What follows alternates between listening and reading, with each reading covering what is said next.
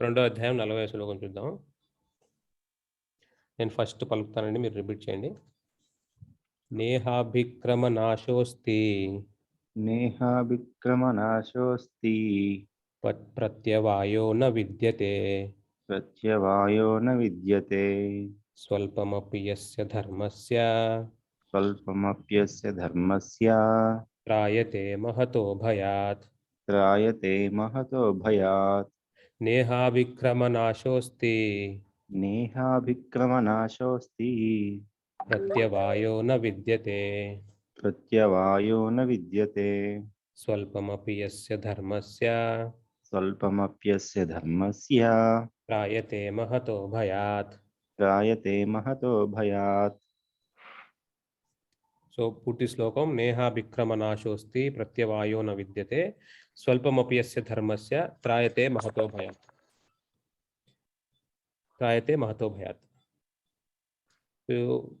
అనువాదం: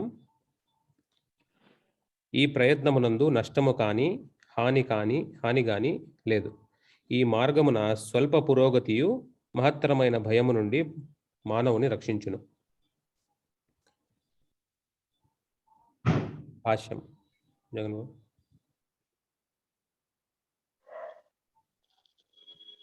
okay bro. భాష్యము: కృష్ణ చైతన్యముతో కర్మ నునరించుట లేక శ్రీకృష్ణుని సంతృప్తి కొరకు ఎటువంటి ఇంద్రియ భోగాభిలాష లేకుండా కర్మను చేయుటయే మిక్కిలి మహోన్నత దివ్యకార్యము. అటువంటి కార్యమును స్వల్పముగా ఆరంభించినను అందులో ఎటువంటి ఆటంకములు ఏర్పడవు. అంతేకాకుండా అట్టి స్వల్పయత్నము ఏనాడూ నశించదు. భౌతిక పరిధిలో ప్రారంభించబడు ఏ కర్మనైనను కార్యమైనను పూర్తి చేయవలసియే ఉండను. లేనిచో ఆ యత్నమంతయు విఫలమగను. కానీ కృష్ణ చైతన్యమునందు ప్రారంభింపబడిన కర్మ పూర్తి చేయబడకపోయినను శాశ్వత ప్రభావమును కలిగి ఉండను. కనుకనే కృష్ణ చైతన్యమునందు చేయబడు అట్టి కార్యము పూర్తి కాలేకపోయినను దాని కర్త ఏ విధమైన నష్టమును పొందడు. కృష్ణ చైతన్య కార్యము 1% పూర్తి అయినను శాశ్వత ఫలమును కలిగి ఉండి తదుపరి ప్రారంభము 2% నుండి మొదలగను. కానీ భౌతిక కర్మయందు 100% సఫలత కలగనిదే లాభము చేకూరదు. అజామిలుడు తన ధర్మమును కృష్ణ చైతన్యమునందు స్వల్పముగానే నిర్వర్తించినను భగవానుని కృపచే అతడు చివరికి 100% ఫలితము పొందెను. శ్రీమద్ భాగవతము 1:5 ఈ విషయమునకు సంబంధించిన ఒక చక్కని శ్లోకము కలదు. ఎవరైనను స్వధర్మములను విడిచి కృష్ణ చైతన్యమునందు కర్మలు చేయువాడు ఆ కర్మలను పూర్తి చేయజాలనందున పతనమైనచో అతనికి ఎట్టి నష్టము కలుగును. మరియు అతడు లౌకిక కర్మలను పరిపూర్ణముగా నొనరించువాడు పొందు లాభమేమిటి? క్రైస్తవులు కూడా ఈ విషయమనే ఎట్లు పలుకుదురు: మానవుడు సమస్త ప్రపంచములను సాధించినను శాశ్వతమైన ఆత్మను కోల్పోయినచో అతడెట్టి లాభమును పొందగలుగును? భౌతిక కర్మలు మరియు వాటి ఫలితములు దేహముతోనే ముగిసిపోవను. కానీ కృష్ణ చైతన్యమునందు చేయబడు కర్మలు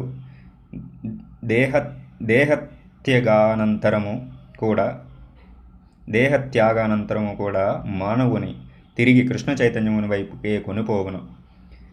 తదుపరి జన్మమున అట్టివాడు ఉత్తమ సంస్కృతి కలిగిన బ్రాహ్మణుల గృహమునందు గాని లేదా సంపన్నుల గృహమునందు గాని జన్మించుట అవకాశము తప్పక పొందగలుగును.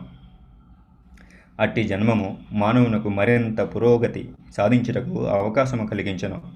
ఇది ఏ కృష్ణ చైతన్యముతో చేయబడు కర్మ యొక్క అద్వితీయ లక్షణము.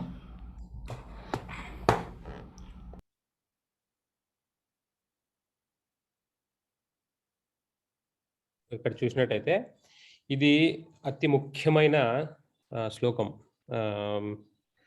భగవద్గీతలో. మనము సరిగ్గా భగవద్గీత జయంతి పోయిన వారము మంగళవారం అయింది. సో ఈ నెల అంతా చాలా ప్రాధాన్యత కలిగిన నెల. సో ఇప్పుడు చూసినట్టయితే ఈ శ్లోకం చాలా ముఖ్యమైనది. ఎందుకు అంటే ఇది ఒక మనకి హామీ ఇస్తుంది అనమాట. భగవద్గీత చదివిన వాళ్ళకి కానీ ఈ కృష్ణ చైతన్యంలో ఉన్న వాళ్ళకి ఒక హామీ లాంటిది. మీరేం భయపడద్దండి, మీకు మధ్యలో ఏమైనా ఆపేసే పరిస్థితి వచ్చినా పూర్తి చేయకుండా మనము ఎక్కడైనా ఆపాల్సి వస్తే మనకి పురోగతి ఎక్కడ ఆగదు, ఈ జన్మలో కాకపోయినా వచ్చే జన్మలో అలాగే కొనసాగుతుందనే దానికి ఇదొక హామీ, కృష్ణుడు ఇస్తున్న హామీ. సో ఇక్కడ చూడండి, మీరు ఇంతకు ముందు ఈ శ్లోకం ఎలా ఈ శ్లోకం చెప్పాడనేది దీని ముందు 2 శ్లోకాలు చూద్దాం. జస్ట్ మనం క్లుప్తంగా చూద్దాము. 2:30 దాకా ఆపాము కదా. సో 2:37 నుంచి కొద్దిగా ముఖ్యమైన శ్లోకం. అంటే ఎలా ఈ విషయానికి వచ్చాడు కృష్ణుడు అనేది ముఖ్యము. 2:37 చూడండి. ఓ కౌంతేయ, నీవు యుద్ధరంగమున చంపబడి స్వర్గమును పొందుటయో లేక యుద్ధమున జయించి రాజ్యమును అనుభవించటయో జరగగలదు. కావున కృత నిశ్చయుడవై నిలిచి యుద్ధము చేయము. సరేనా, ఇక్కడ యుద్ధం చెయ్యి అనేసాడు. తర్వాత సుఖదుఖములు గాని లాభ నష్టములు గాని జయాపజయములు గాని లెక్కింపక యుద్ధము కొరకై నీవు యుద్ధము చేయుము. చూడండి, యుద్ధము కొరకై యుద్ధము చేయము. అట్లు చేయుటచే నీకెప్పుడునూ పాపం కలగదు. సో మీకు సమయం ఉన్నప్పుడు ఈ శ్లోకం కూడా చదవండి. ఈ శ్లోకం చాలా ముఖ్యమైనది. మనం చాలా త్వరగా ఈ ఒక భాష్యం చూసేద్దాం. చాలా ముఖ్యమైన శ్లోకం అనమాట. సుఖము కానీ దుఃఖము కానీ లాభ నష్టాలు జయాపజయాలు ఏమి లెక్కింపక మీరు యుద్ధం చేయాలనే చేయండి అంతే. అదేదో జయించాలనో ఏం చెప్తున్నాడు కృష్ణుడు ఇంతకు ముందు శ్లోకంలో, యుద్ధం గెలిస్తేనేమో రాజ్యం వస్తుంది, యుద్ధంలో చనిపోతేనేమో పైలోకాలకు చేరుతావు. కాబట్టి నీకు ఎటువంటి నష్టం లేదు, యుద్ధం చేయి. ఒకటి ఇక్కడ సుఖ దుఃఖాల గురించి ఆలోచించవద్దు, లాభ నష్టాల గురించి ఆలోచించవద్దు, జయాపజయాల గురించి కూడా ఆలోచించవద్దు. ఇవన్నీ పక్కన పెట్టేసి యుద్ధం కొరకు యుద్ధం చేయి, నేను చెప్తున్నాను కాబట్టి యుద్ధం చేయని కృష్ణుడు బాగా చెప్తున్నాడు అనమాట. ఈ జగన్మోహన్ జస్ట్ ఈ భాష్యం చదివేద్దాం. కొద్దిగా ఇంపార్టెంట్ టాపిక్ ఉంది ఇది. తర్వాత మనము 2:40 కొద్దిగా డీటెయిల్గా డీప్గా చూద్దాం. సరే ప్రభు. అనుతుం ప్రభు, మీరు చదవగలరా లేకపోతే మీకు ఏమైనా సర్వీస్ ఉందా? చదవగలను ప్రభు. హరే కృష్ణ. తాను యుద్ధమును వాంఛించుచున్నందున యుద్ధము కొరకే అర్జునుడు యుద్ధము చేయవలనని శ్రీకృష్ణ భగవానుడు ఇప్పుడు నేరుగా చెప్పుచున్నాడు. కృష్ణ చైతన్యముతో కూడిన కర్మలయందు సుఖదుఖములకు కాని లాభ నష్టములకు కాని జయాపజయములకు కాని ఎట్టి పరిగణము లేదు. ప్రతి కార్యమును శ్రీకృష్ణుని సంతృప్తి కొరకే చేయవలనన్నది ఆధ్యాత్మిక చైతన్యము. కనుకనే అట్టి భౌతిక కర్మల వలన ఎట్టి బంధము కలుగదు. తన ఇంద్రియ తృప్తి కొరకు కర్మ చేయువాడు తప్పక బద్ధుడగును. అట్టి కర్మ సాత్వికమైనను లేక రాజసికమైనను వాటిని అనుగుణమైన మంచి లేదా చెడు ఫలములు అతనికి ప్రాప్తించియే తీరును. కానీ కృష్ణ చైతన్యమునందు సంపూర్ణముగా శరణు పొందినవాడు అట్లుగాక ఎవ్వరికి రుణపడడు మరియు బద్ధుడు కాడు. కానీ సామాన్య కార్యములందు ఆసక్తుడైనవాడు రుణపడియుండును. శ్రీమద్భాగవతము 11వ కాండం 5వ అధ్యాయం 41వ శ్లోకం నందు ఈ విషయమును గూర్చి ఇట్లు చెప్పబడినది. దేవర్షి భూతాప్తం నృణాం పితॄణాం నకింకరో నాయం మునీచరాజన్ సర్వాత్మనా యః శరణ్యం గతో ముకుందం పరిహృత్య కర్తం. సర్వధర్మములను విడిచి ముకుందుడైన శ్రీకృష్ణునికి సంపూర్ణముగా శరణు పొందిన వాడు దేవతలకు కాని ఋషులకు కాని సామాన్య జనులకు కాని బంధువులకు కాని పితృదేవతలకు కాని రుణపడి ఉండడు మరియు వారికి సేవకుడు కాబోడు. ఈ శ్లోకమున శ్రీకృష్ణుడు అర్జునులకు చేసిన పరోక్ష సూచన ఇదియే. రాబో శ్లోకములలో ఈ విషయము మరింత స్పష్టముగా వివరింపబడును.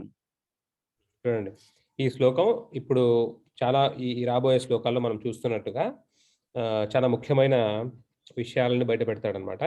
సో ఇక్కడ చూస్తే ఈ శ్లోకం 11:5-41 శ్రీమద్ భాగవతం నుంచి ఈ శ్లోకం చూసినట్టయితే ఇది యాక్చువల్గా ఈ రోజు విషయానికి సంబంధించిన కాకపోయినా ఇది కొద్దిగా ఒక 2 నిమిషాలు చెప్పేస్తాను దీని గురించి.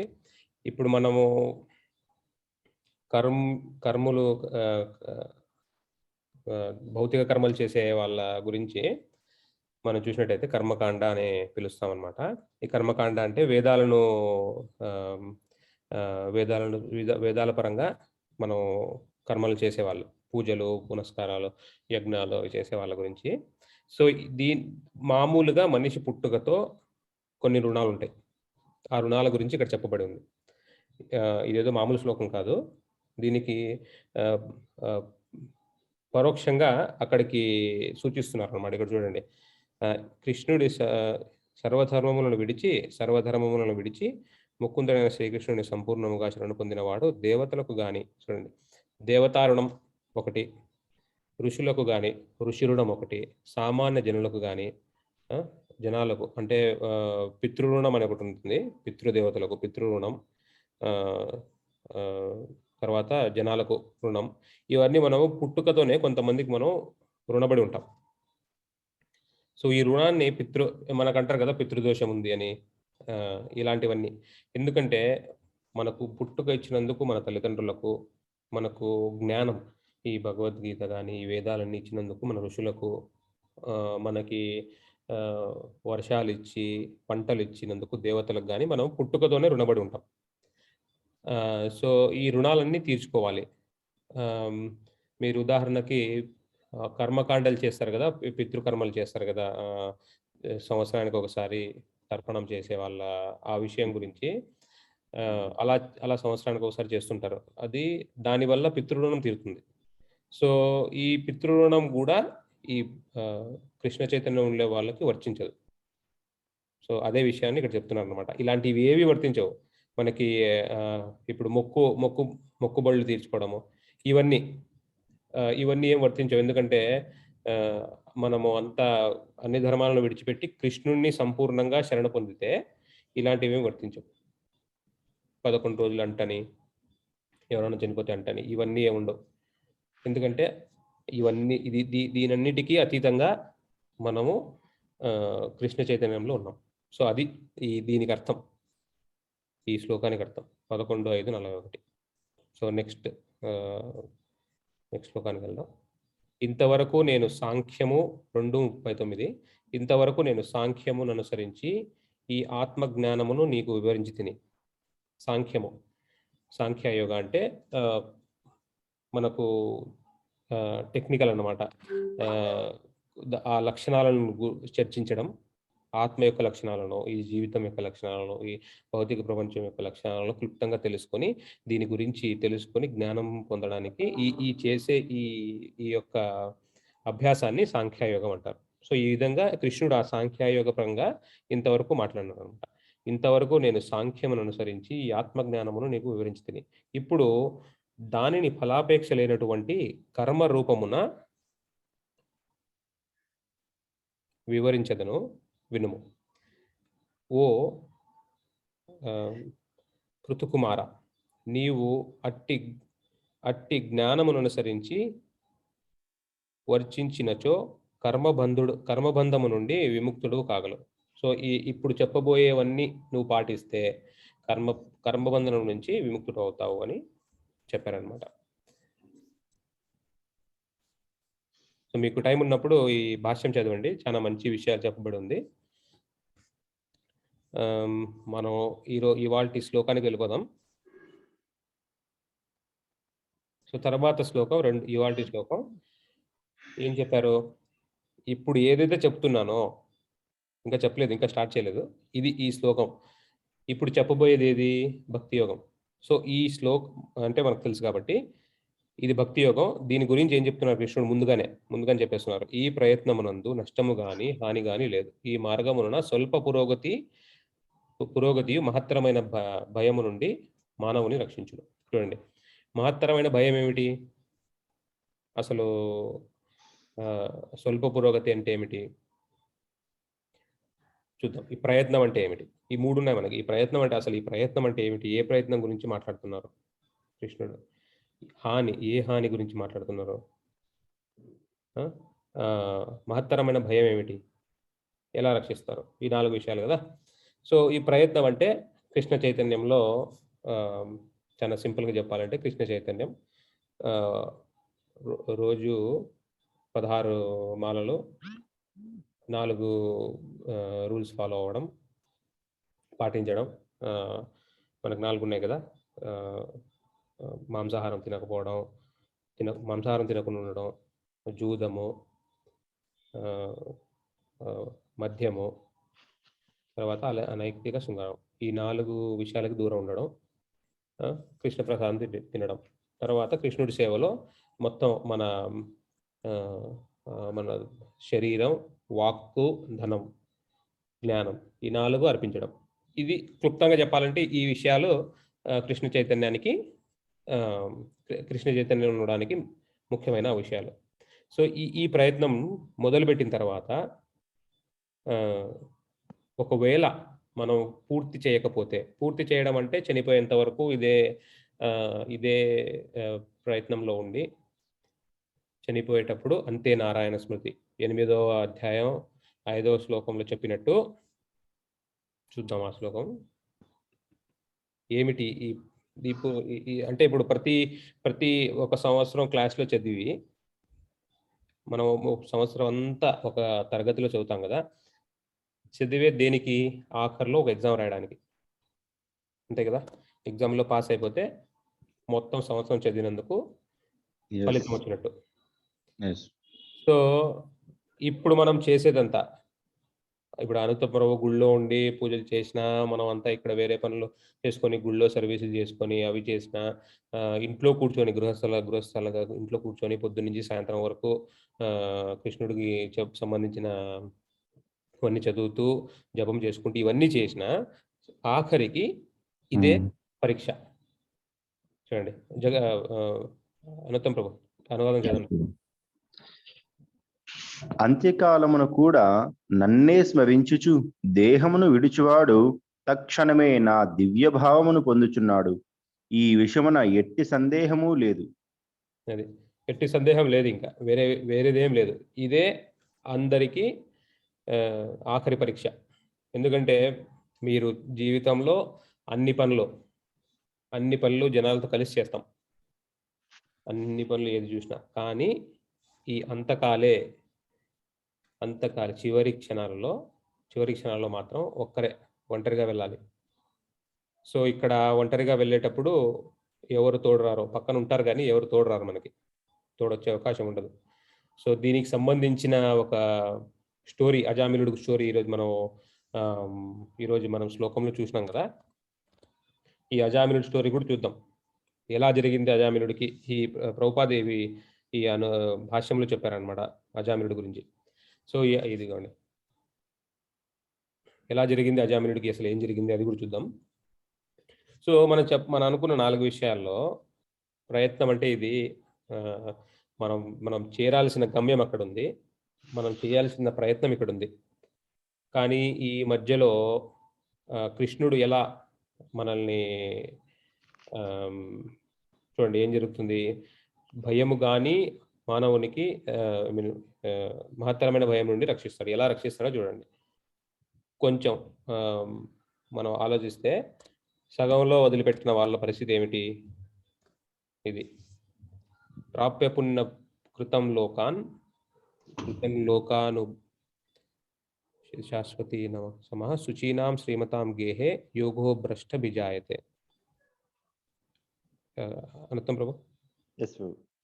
ఉత్తీర్ణుడు కాని యోగి యోగభ్రష్టుడు పుణ్యజీవులు వసించు పుణ్యలోకములందు అనేక సుఖదుఖములను అనుభవించిన పిదప పవిత్రుల కుటుంబమున గాని లేదా శ్రీమంతుల గృహమున గాని జన్మించును. అలాగనమాట. మనం చనిపోతే ఏమన్నాడు ఇక్కడ? ఉత్తీర్ణులు కాని యోగి పుణ్యజీవులలో వసించు పుణ్యలోకములనందు అనేక సంవత్సరములు సుఖములు అనుభవించి పిదప పవిత్రుల కుటుంబము గాని కుటుంబమున గాని లేదా శ్రీమంతుల గృహమునందు గాని జన్మించును. సో ఇది చూడండి, ఇక్కడ ఫస్ట్ ఆఫ్ ఆల్ మొదటిగా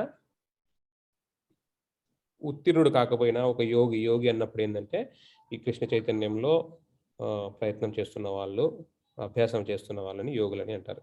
భక్తి యోగి గురించి ఇక్కడ మనం ఈ అధ్యాయం మీరు మొదటి నుంచి చదివితే మీకు అర్థమవుతుంది. యోగి అంటే ఇక్కడ భక్తి యోగి అని అర్థం. సో ఇక్కడ ఏమవుతుందంటే పునర్జన్మ పైలోకాలకు వెళ్తారనమాట, స్వర్గం పైన. అక్కడంతా సుఖాలు అనుభవించి తర్వాత మళ్ళీ భూమి మీద పుడతారు. ఎక్కడ? పవిత్రుల కుటుంబంలో, ఏ బ్రాహ్మణ కుటుంబంలోనో. అంటే ఒకసారి అక్కడ పుట్టిన తర్వాత వెంటనే ఆధ్యాత్మిక విషయాల గురించి మక్కువ ఎక్కువ ఉండి, యాక్చువల్గా ఈ భాష్యంలో ఉందన్నమాట, మక్కువ ఎక్కువ ఉండి అలాంటి విషయాలు ఎవరి ప్రమేయం లేకుండా వాళ్ళకి ఆటోమేటిక్గా ఆ ఇంట్రెస్ట్ వచ్చేస్తుంది అనమాట వాళ్ళకు.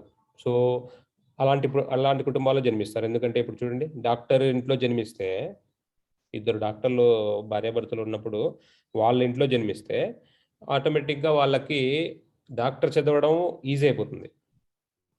వాళ్ళకి మిగతా ఇళ్ళల్లో కంటే ఆ పిల్లలకి డాక్టర్ చదువు ఈజీ అయిపోతుంది. ఇంజనీర్లు ఉండే ఇండ్లలో వాళ్ళ పిల్లలు ఇంజనీర్ చేయడం చాలా సులభం.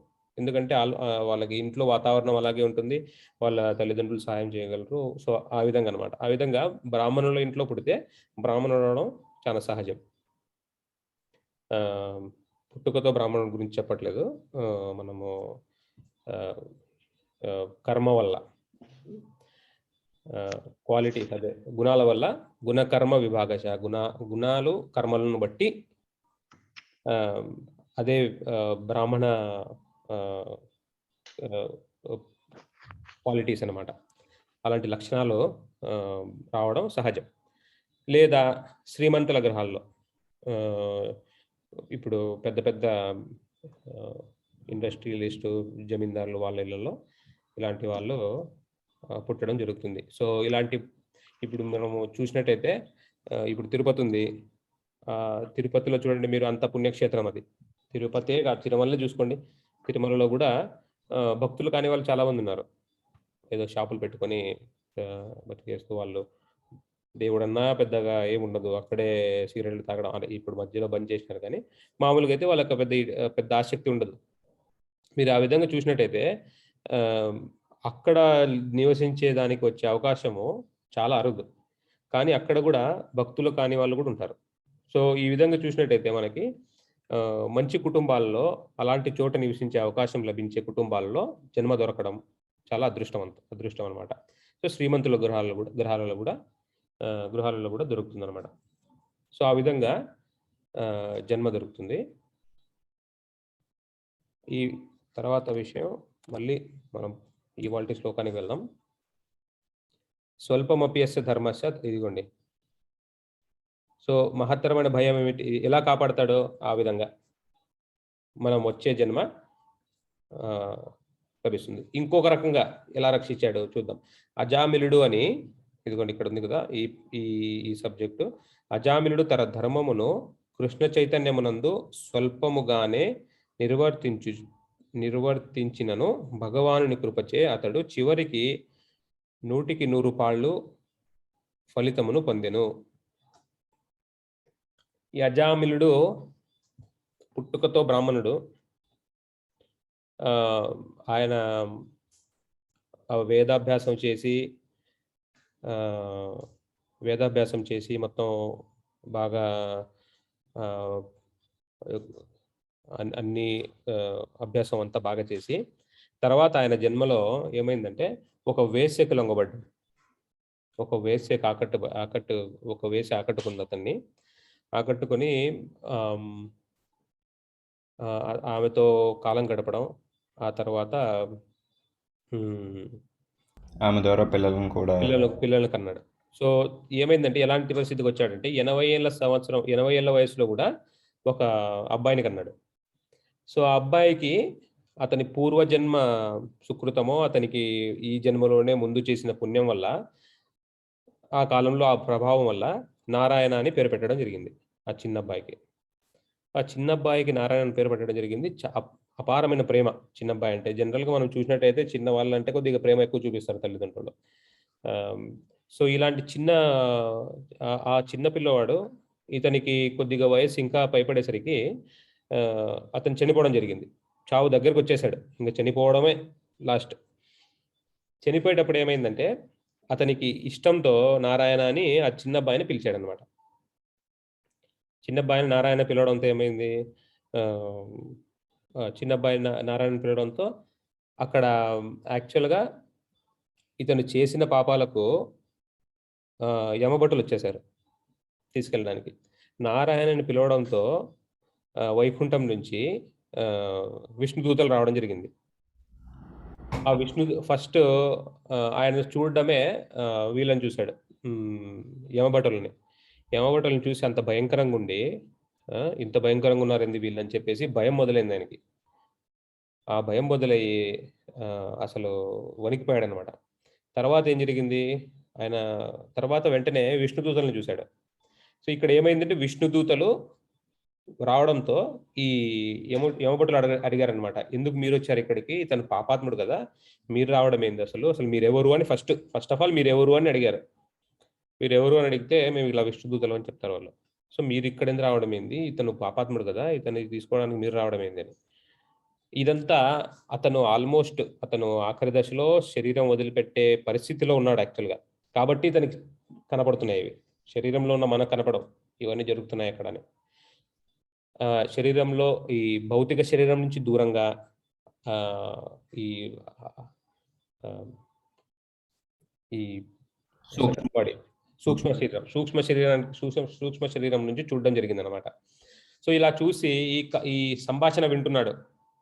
సంభాషణ వింటూ చివరాఖరికి ఏమైందంటే, వాళ్ళు మాట్లాడుకున్న తర్వాత, సరే మీరు వచ్చారు కాబట్టి మేము తీసుకెళ్ళాం అని చెప్పేసి వాళ్ళు వెళ్ళిపోతారు. ఎవరు అక్కడ సంభాషణ వాళ్ళ మధ్యలో సంభాషణ కూడా చాలా చాలా బాగుంటుంది. మనము సమయం ఉన్నప్పుడు చూడొచ్చు. ప్లస్ మనకు ఆ స్టోరీ అంతా భాగవతంలో ఉంది కాబట్టి మనకు ఆ శ్లోకాలన్నీ వరుసగా ఉన్నాయో లేవో తెలీదు. సో ఆ స్టోరీలో సో వాళ్ళిద్దరు మాట్లాడుకుంటారు. వాళ్ళు యమభటులు విష్ణుదూతలు ఇద్దరు మాట్లాడుకొని మొత్తానికి ఏం చేస్తారంటే ఆయన్ని వదిలేస్తారు. యమభటులు వెళ్ళిపోతారు. వీళ్ళు ఎవరు మన విష్ణుదూతలు, నిన్ను ఇప్పుడు తీసుకెళ్ళాం, నిన్ను ఇంకో అవకాశం ఇస్తాం, ఇంకొక రెండో అవకాశం. ప్రతి మనిషికి ఒకే అవకాశం వస్తుంది జీవితంలో. కానీ అజామిలుడికి అతని పుణ్యం వల్ల, అతను చేసుకున్న పుణ్యం వల్ల అతనికి ఇంకొక అవకాశం ఇస్తారు. అవకాశం ఏంటంటే, నువ్వు మళ్ళీ నీ శరీరాన్ని పొందుతావు, అదే శరీరంలో మళ్ళీ బతికేస్తావు. కానీ ఇప్పుడు జరిగిన సంభాషణ అంతా గుర్తుంటుంది ఆయనకి. సో ఆయనకి ఆ శరీరం అట్లే వదిలేసి వెళ్ళిపోతారు వాళ్ళు. వెళ్ళిన తర్వాత ఆయన లేస్తాడు. లేచిన తర్వాత ఆయనకు మొత్తం గుర్తుంటుంది అక్కడ జరిగిన సంభాషణ అంతా గుర్తుండి, ఆయన అక్కడి నుంచి అటే కుటుంబాన్ని వదిలేసి హరిద్వార్కి వెళ్ళిపోతాడు. హరిద్వార్కి వెళ్ళి అక్కడ యోగాభ్యాసం చేసి శరీరం వదిలేస్తాడు తర్వాత. సో ఇది భక్తి యోగా కాదు ప్రభు, భక్తి యోగా చేసి శరీరం భక్తి యోగా చేసి ఆయన శరీరం వదిలేస్తాడు అనమాట. సో ఆ విధంగా అవకాశం వచ్చింది అజామిలుడికి. అలాగే మీరు చూసినట్టయితే భరత్ మహారాజ్ అందులోనే ప్రభు అప్పుడే కదా ప్రభు భక్తి యోగం చేసి చివరి దశలో ఉన్నప్పుడు మృత్యు తలపై అడుగేసి అజామిలుడు కాదు, ధ్రువ. ఓకే. సో ఇక్కడ భరత్ మహారాజ్ ఏం చేస్తాడు, ఇక్కడ ఇంకొక కథ ఏంటంటే, భరత్ మహారాజ్ మన భారతదేశానికి పేరు వచ్చింది కదా, భారత్ అనేది పేరు వచ్చింది భరత్ మహారాజ్ నుంచి. ఈయన ఊర్వశికి పుట్టిన అబ్బాయి అనుకుంటా, కాదు అనసూయకు పుట్టిన అబ్బాయి. అనసూయ మన విశ్వామిత్రుడి అమ్మాయి అనసూయకు పుట్టినవాడు భరత్ మహారాజ్. సో ఆయన కుటుంబంలో జన్మించిన వారి కురువంశం ఈ అర్జునుడు వీళ్ళంతా. ఒకానొకప్పుడు భరత్ మహారాజు, ఆ భరత వంశం ఆయన నుంచి వచ్చిన పేరే ఈ భరత వంశం మన భారతదేశానికి. రాముడి తమ్ముడు కాదు, రాముడి తమ్ముడు వల్ల రాలేదు, ఆయన కంటే ముందే భరత వంశం నుంచి వచ్చిన భరతుడు వల్ల వచ్చింది పేరు. సో ఈ భరత వంశంలో భరతుడు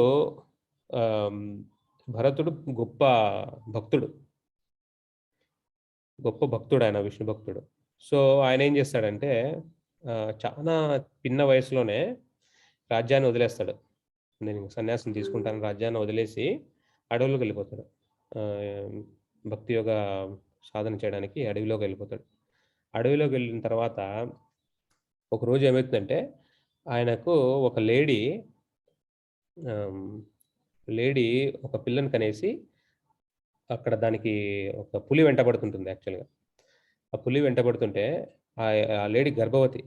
ఆ లేడీ పిల్లని కనేసి అలాగే వదిలేసి వెళ్ళిపోతుంది. ఎందుకంటే వెనకాల పులి వెంటబడుతుంది. సో ఆ చిన్న దూడ అది లోపల పడిపోతున్నాడు నీళ్ళలో. సో ఈయన రక్షించి ఆ దూడని, పడిపోయింది కదా ఈ దూడని రక్షించి తీసుకెళ్ళిపోతాడు. తీసుకెళ్ళిపోయి దాని మీద ఏదో విధంగా అపారమైన ప్రేమని పొందుతాడనమాట. అది అలా జరిగిపోతుంది ఆయనకి యాదృచ్ఛికంగా. సో ఆయన దాన్ని చూసుకోవడము, పొద్దున గాడి చూసుకోవడం, దానికి తిండి పెట్టడం, దాని గురించి ఆలోచన ఎక్కువ మొదలు పెట్టడం, అది కొద్దిగా పెద్దగా అవుతుంది, దాని గురించి ఆలోచిస్తూ ఉంటాడు. అలా అలా అలా మనం ఇప్పుడు మనం చూస్తుంటాం మన పిల్లల్ని, ఏమైనా కుక్క పిల్లని తెచ్చివ్వడము, ఇలాంటి పిల్లిని తెచ్చివ్వడం ఇళ్ళలో. సో వాళ్ళు దాన్ని చూసుకుంటుంటారు. ఈ విధంగా ఈయనకి అడవిలో ఎవరు లేరు కదా, ఈయన ఒక్కడే పిల్లని చూసుకుంటూ కొన్ని రోజులు అలా ఉంటాడు. సో దానివల్ల ఆయనకి దాని గురించి ఆలోచిస్తూ ఉంటాడు ఎప్పుడు. సో ఒకరోజు పొద్దున తెల్లవారుజామున అది కనపడదు. అది కనపడకపోయేసరికి ఆయన కంగారు పడి వెతకడం మొదలు పెడతాడనమాట. వెతుకుతూ ఏం చేస్తాడంటే, దాని గురించి ఆలోచిస్తుంటాడు కదా, దాని గురించి వెతుకుతూ ఆయన ఒక లోయలో పడి మరణిస్తాడు. అది చీకట్లో ఉంటాడు కాబట్టి తెల్లవారుజామున లోయలో పడి మరణిస్తాడు మన భరత్ మహారాజు. సో ఈ భరత్ మహారాజ్ మరణించేటప్పుడు ఆ లేడీ పిల్ల గురించి ఆలోచిస్తాడు. కానీ వచ్చే జన్మ ఇప్పుడు ఎలా, చాలా పుణ్యం చేశాడు ఈయన.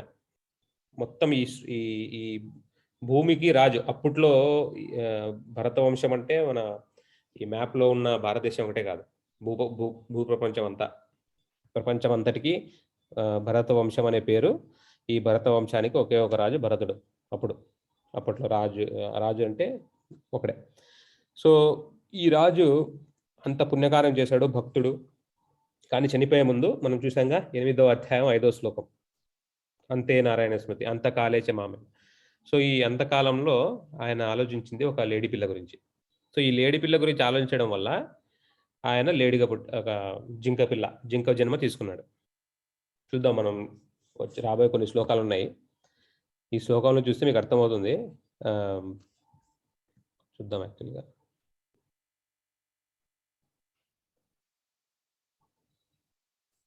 11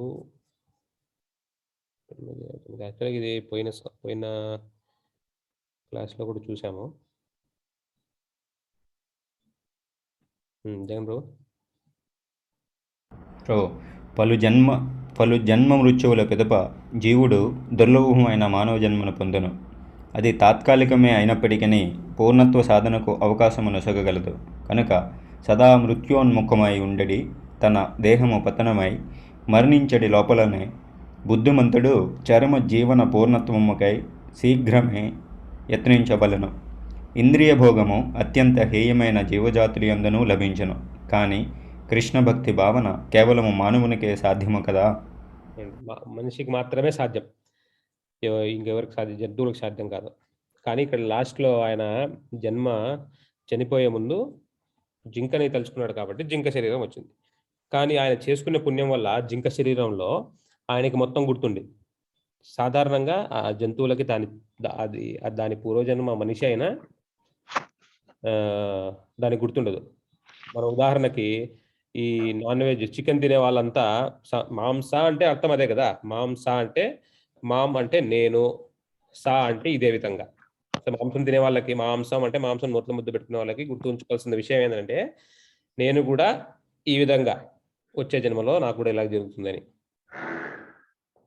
ఈ మాంస అనే దానికి అర్థం బాగా గుర్తుపెట్టుకోండి. మాంస అంటే మామ్ అంటే నేను, సా అంటే ఈ విధంగా. సో వచ్చే జన్మలో నా పరిస్థితి కూడా ఇదే. సో ఇప్పుడు మనం చూసినట్టయితే ఈ కోళ్ళు, గొర్రెలు ఇవన్నీ ఉన్నాయి కదా, ఇవన్నీ ఇంతకు ముందు కోళ్ళు గొర్రెలు తినవాళ్ళు మళ్ళీ కోడిగా ఇది జన్మ మేకగా గొర్రెగా జన్మిస్తారనమాట. సో ఈ విధంగా జన్మ పొందుతారు. ఇప్పుడు ఈయన భరత్ మహారాజు ఈ విషయానికి వచ్చేసరికి భరత్ మహారాజు పుణ్యాత్ముడు కాబట్టి, భక్తుడు కాబట్టి ఆయనకి గుర్తుంది. అదొకటే మనం అందరికి గుర్తున్నది. మనకు పోయిన జన్మ గుర్తులేదు. జంతు శరీరంలో కూడా ఈయనకి పోయిన జన్మ గుర్తొచ్చేసింది. ఇప్పుడు జంతు శరీరంలో ఉన్నాడన్న విషయం అర్థమైపోయింది. ఇప్పుడు ఆ శరీరాన్ని వదలలేడు. ఎందుకంటే చనిపోయేంత వరకు అనుభవించాల్సిందే. కాబట్టి ఆయన ఏం చేశాడంటే దీక్ష అనమాట. ఏంది ఆయన తపస్సు. ఆయన తపస్సు ఏంది? కేవలం ఎండు ఆకులు మాత్రమే తినేవాడు. జంతు శరీరంలో, జింక శరీరంలో పచ్చివి తినేవాడే కాదు, ఎండు ఆకులే. ఆ ఎండు ఆకులు తిని తిని తిని సన్నగుండేవాడు అనమాట. ఆ సన్నగుండి ఆ పక్కన జింకలన్నీ అనుకునేవి, ఏంది పిచ్చి పట్టింది ఆ జింకకి, అసలు పచ్చివి తినట్లేదు సన్నగైనా కూడా అని. కానీ అది ఎండు తిని తిని తిని ఆఖరికి శరీరం వదిలేసింది. ఈసారి మనిషి జన్మ వచ్చింది. మళ్ళీ మనిషి జన్మ వచ్చింది. మళ్ళీ అంతా గుర్తుంది. సో ఈసారి ఆ మనిషి జన్మ ఎత్తినప్పుడు అంతా గుర్తుంది కదా. ఇప్పుడు సాధారణంగా ప్రవర్తిస్తే, చాలా నార్మల్గా మామూలుగా ప్రవర్తిస్తే మళ్ళీ బంధం తప్పదు. మళ్ళీ పెళ్లి చేయడం, మళ్ళీ పిల్లలు పుట్టడం, మళ్ళీ సంసార సాగరంలో ఇరుక్కుపోవడం తప్పదనే విషయం భరత్ మహారాజ్కి బాగా తెలుసు. కాబట్టి ఒక పిచ్చివాడిలాగా ప్రవర్తిస్తాడనమాట జడభారత్. ఈ పేరే మనిషి జన్మ. ఈసారి బ్రాహ్మణ వంశంలో పుడతాడు ప్రభు, అంతేగా? బ్రాహ్మణ వంశంలో పుడతాడు. కానీ ఈసారి మళ్ళీ పెళ్లి చేసుకొని మళ్ళీ ఈ భౌతిక ప్రపంచంలో మునగకుండా వారి తల్లిదండ్రులు బలవంతం చేస్తారు కాబట్టి ఒక పిచ్చోళ్ళలాగా నటించడం మొదలు పెడతారు. సో ఈ విధంగా కొన్ని చోట్ల ఆయన జ్ఞానం బయట పెట్టడం. ఆ కథ మొత్తం చూసినట్టయితే, పెద్ద కథ కొంచెం ఈ కథ మొత్తం చూసినట్టయితే మనకి తెలిసేది ఏంటంటే ఆయన అక్కడక్కడ ఆయన జ్ఞాని అనే విషయం బయటపడుతుంది. కానీ మొత్తానికి ఆయన వాళ్ళ తల్లిదండ్రులకు చూపించడం, అది నువ్వు దేనికి పనికిరావు వదిలే అని ఆయన వదిలేస్తారనమాట. ఆయన్ని దేనికి ఏ పని చెప్పడం కానీ, ఆయన్ని పెళ్లి గురించి ప్రస్తావన కానీ, ఆయనకి ఏ విషయాలు చెప్పరు. ఆయన మానని ఆయన వదిలేస్తాడు. ఆయన ఉద్దేశం కూడా అదే, అందుకే అట్లా చేస్తాడనమాట. కాబట్టి ఆయన వదిలేస్తాడు. ఆయన మొత్తానికి ఆయన ఆ విధంగా మళ్ళీ కృష్ణ భక్తి సాధన, మళ్ళీ కృష్ణ చైతన్యం మొత్తం అభ్యసించి ఈసారి పూర్ణత్వాన్ని పొందుతాడనమాట. ఇది భరత్ మహారాజ్ గురించి. ఇక్కడ అజామిళ్ళు గురించి చూసాం.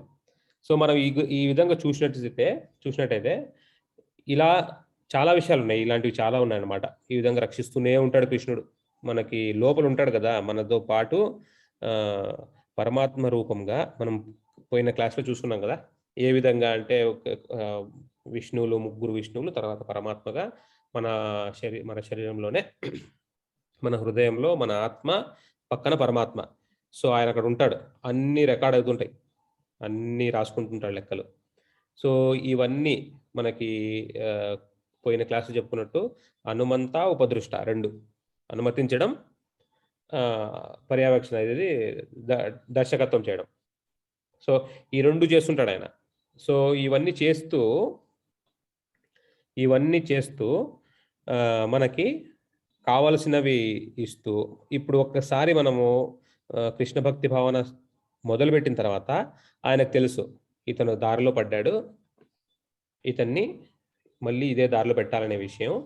అన్నీ అతను రికార్డ్ చేసి ఉంటాడు కాబట్టి, అన్నీ రాసుకొని ఉంటాడు కాబట్టి, ఎక్కడ వదిలిపెడతారో అక్కడి నుంచే మొదలు పెడతారు. ఈ భాష్యం చదివితే మనకి అర్థమవుతుంది. తర్వాత మళ్ళీ మనం మిగతా రెండు విషయాల గురించి మాట్లాడుకుందాం. ఈ భాష్యం చదవండి.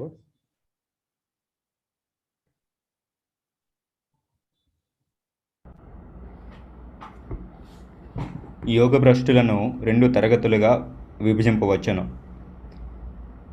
1. స్వల్పకాల యోగాభ్యాసము పిమ్మట పతనము నొందినవారు. 2. దీర్ఘకాల యోగాభ్యాసము పిమ్మట పతనము నొందినవారు. స్వల్పకాల యోగాభ్యాసము చేసిన పిమ్మట పతితుడైన యోగి పుణ్యజీవులు ప్రవేశించుటకు అనుమతింపబడు ఉన్నత లోకములను చేరును. అక్కడ దీర్ఘకాలం నివసించిన పిమ్మట తిరిగి ఈ లోకమునందు పవిత్రమైన బ్రాహ్మణ వైష్ణవ కుటుంబమున గాని లేదా సంపన్నుల గృహమునందు గాని జన్మించును. ఈ అధ్యాయపు చివరి శ్లోకమున వివరింపబడినట్లు కృష్ణ చైతన్యమునందు పరిపూర్ణత్వమును పొందుటయే యోగాభ్యాసపు వాస్తవ ప్రయోజనము. కానీ దీర్ఘకాలము యోగమును అభ్యసింపజాలక భౌతిక ఆకర్షణలచే ప్రభావితులై యోగమునందు ఉత్తీర్ణులు కాలేని వారికి భగవానుని కృపచే వారి భౌతిక వాంఛలను తృప్తిపరచుకును అవకాశం ఇవ్వబడును. అటు పిమ్మట వారికి పవిత్ర కుటుంబమున కానీ లేదా సంపన్నుల గృహమున కానీ సుఖముగా జీవించుటకు అవకాశము కల్పింపబడెను. అట్టి కుటుంబములందు జన్మించిన వారు తమకు లభించిన సౌకర్యములను వినియోగించుకొని తిరిగి పరిపూర్ణ కృష్ణ చైతన్యమునందు పురోభివృద్ధిని సాధించుటకు యత్నింపవచ్చును. ఆ విధంగా చాలా వరకు మనం చూసింది ఏంటంటే మనం గమనించాలన్నమాట ప్రతిసారి ఎందుకు చాలామంది డబ్బు లేని వాళ్ళుగా పుడుతున్నారు, ఎందుకు కొంతమంది డబ్బు ఉన్న వాళ్ళుగా పుడుతున్నారు అంటే ఇదే కారణం. వాళ్ళు పోయిన జన్మల్లో ఇలాంటిది ఏదో చేసుంటారు కాబట్టి వాళ్ళకి ఈ జన్మలో డబ్బు ఉన్న వాళ్ళ ఇంట్లో పుట్టడం జరుగుతుంది. ఈ కలియుగ ప్రభావం ఏమిటంటే కలి పురుషుడు డబ్బున్న చోట ఆయన ప్రభావం ఎక్కువ ఉంటుంది కాబట్టి చాలా త్వరగా చెడిపోయే అవకాశం ఉంటుంది. బాగుపడే అవకాశం కూడా ఉంటుంది, కానీ చెడిపోయే అవకాశం ఇంకా ఎక్కువ ఉంటుంది. ఎందుకంటే ఈ కలిపురుషుడి ప్రభావం వల్ల. కాబట్టి మనం చూస్తుంటాం కదా, బాగా డబ్బులు ఉన్న వాళ్ళ కుటుంబాల్లో పిల్లలు చెడిపోవడం చాలా సాధారణం. మనం చూసినట్టయితే చాలా సాధారణంగా చెడిపోతుంటారు. చాలా తక్కువ మంది భక్తి పెంపొందించుకుంటారు. ఈ విధంగా చెప్పడంతో కృష్ణుడు 18వ అధ్యాయంలో ఏం జరుగుతుంది అసలు, మనం ఒకవేళ ఇది కృష్ణ చైతన్యంలో మనం పూర్తిగా అభ్యసించకపోతే, ఆయన చెప్పినట్టు వినకపోతే ఏం జరుగుతుంది, అసలు ఏంటి నష్టం ఏమిటి, అసలు నష్టాల్లో ఏమిటి ఆ నష్టం చూడండి. నీవు నా యందు చిత్తము 18వ అధ్యాయం 58వ శ్లోకం అండి ఇది. నీవు నా యందు చిత్తము గలవాడవైనచో నా కృపచే బద్ధ జీవితపు ఆటంకములన్నిటినీ అధిగమింపగలుగుదువు. సరేనా, ఇంత క్లియర్. కానీ నా మాట వినక అట్టి భావనతో గాక అహంకారముతో వర్చించినచో తప్పక నశింతువు. ఇది ఒక నష్టం. మళ్ళీ చూడండి 16వ అధ్యాయం 21వ శ్లోకం. ఇక్కడ కూడా కామము, క్రోధము, లోభము అనునవి 3 నరక ద్వారములై ఉన్నవి. దీనివల్ల మన నరక ద్వారానికి పోవడం జరుగుతుంది. అవి ఆత్మ యొక్క పతనమునకు కారణమగుటచే బుద్ధిమంతుడైన ప్రతి మానవుడు వాటిని త్యజింపవలను. సో ఈ ఎందుకు చెప్పానంటే నేను ఈ కామము, క్రోధము, లోభము ఈ 3 సర్వసాధారణం, పుట్టుకతో వచ్చేవి. ఎందుకంటే పూర్వజన్మలో మనం పెట్టుకున్న సాంగత్యం వల్ల ఈ జన్మలో ఇలాగే కొనసాగుతుంది. ఈ 3 పోవాలంటే కృష్ణ చైతన్యం ఒకటే మార్గం. అందుకే చెప్పేది స్వల్పమైన ఇవాల్టి శ్లోకానికి లింక్ ఏమిటంటే, మీరు కొద్దిగైనా ఈ ప్రయత్నమునందు నష్టము కానీ హాని కానీ లేదు. సో ఈ విధంగా మనం మొదలు పెడితే ఈ కామ, క్రోధ, లోభాలకు లొంగిపోకుండా కొద్దిగా బయటపడడం జరుగుతుంది. దానివల్ల మహత్తరమైన మన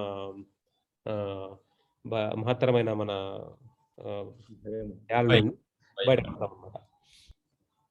సో ఇక్కడ చూడండి, మనం ఎంత ప్రయత్నించినానో 11వ అధ్యాయం 17వ అధ్యాయం 13:30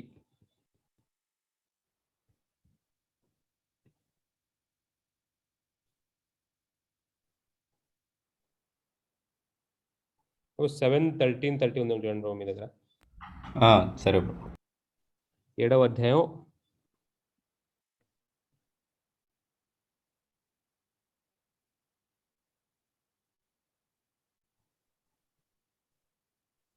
'సో వేరే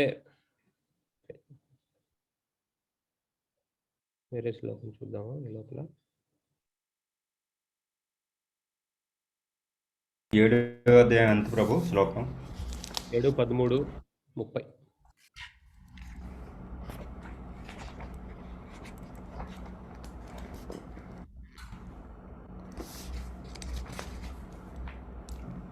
ఓకే బ్రో.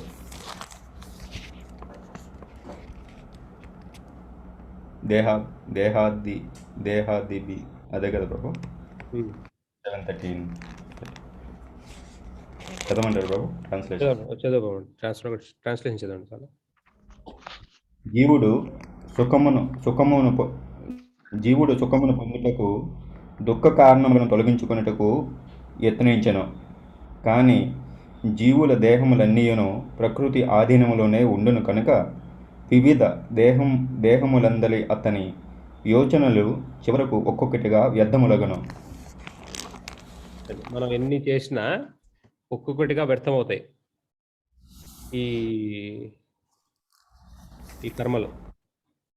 సో ఈరోజు చూసినట్టయితే ఈరోజు శ్లోకంలో భాష్యం చూసినట్టయితే ఇక్కడ చూడండి, కృష్ణ చైతన్యంలో కర్మను అనుసరించుట లేక శ్రీకృష్ణుని సంతృప్తి కొరకు ఎటువంటి ఇంద్రియ భోగాభిలాషి లేకుండా కర్మను చేయుటే మిక్కిలి మహోన్నతమైన దివ్య కార్యము. అటువంటి కార్యమును స్వల్పముగా ఆరంభించినను అందులో ఎటువంటి ఆటంకములు ఏర్పడవు. అంతేకాకుండా అట్టి స్వల్ప యత్నము ఎన్నడూను నశించదు. ఇది చూసుకోం ఇందాక, ఎప్పుడు నశించదు. మనం ఏదో ఒక జన్మలో నెక్స్ట్ వచ్చే జన్మల్లో మంచి జన్మలు లభిస్తుంది. లేదు అంటే అసలు అతి అతి కష్టమైన అతి కష్టమైన పని, అతి కష్టంగా జరిగేది ఏంటంటే మనిషి జన్మ రావడం. చాలా అరుదుగా జరుగుతుంది మనిషి జన్మ రావడం. అదే ఇందాక చూసాం కదా 11/9/29లో. సో ఎటువంటి ఆశంగా ఏర్పడవు. అంతేకాకుండా అట్టి స్వల్ప యత్నము ఎన్నడూను నశించదు. భౌతిక పరిధిలో ప్రారంభించబడు ఏ కర్మనైనను పూర్తి చేయవలసి ఉండును. సో మనం ఇక్కడ చూడండి, భౌతికంగా మనము ఏ పనైనా పూర్తిగా చేయాల్సి ఉంటుంది. ఏది సగంలో ఆపలేం. ఏదైనా సగంలో ఆపితే అది పూర్తి కానట్టే. ఏ పనైనా తీసుకోండి, మీరు పరీక్ష రాయడం కానీ ఏదైనా తీసుకోండి, ఏ పనైనా పూర్తిగా చేయాలి. కానీ ఒక భక్తి యోగ మాత్రమే మీరు సగంలో వదిలేసిన అక్కడి నుంచి మళ్ళీ అది కొనసాగుతుంది. లేనిచో ఆ యత్నం అంతయు విఫలమగును. కానీ కృష్ణ చైతన్యమును ప్రారంభించబడిన కర్మ పూర్తి చేయబడక పోయినను శాశ్వత ప్రభావమును కలిగి ఉండును. కనుకనే కృష్ణ చైతన్యమునందు చేయబడు అట్టి కర్మలు పూర్తి కాలేకపోయినను దాని కర్త ఏ విధమైన నష్టమును పొందడు. కృష్ణ చైతన్య కార్యము 1% పూర్తి అయినను శాశ్వత ఫలము కలిగియుండి తదుపరి ప్రారంభము 2% నుండి మొదలగును. కానీ భౌతిక కర్మయందు 100% సఫలత కలగనిదే లాభము చేకూరదు. ఇది ఇప్పుడు మనం చేసే కర్మలు అన్నమాట. పూర్తి కాకపోతే ఇవ్వరు, ఫలితం ఉండదు. ఈ అజామినుడి గురించి చూసాం.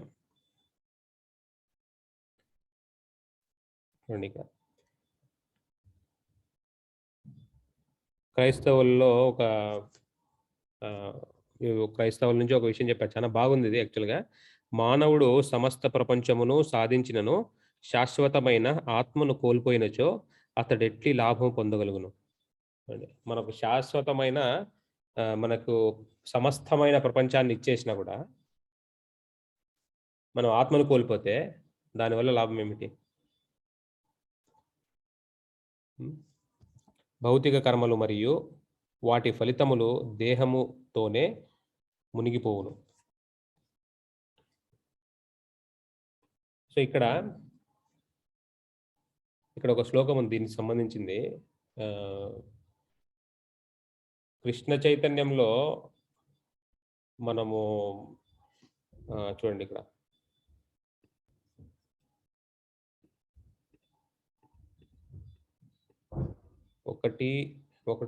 ఒకటవ స్కందము 2వ అధ్యాయం 8వ శ్లోకం.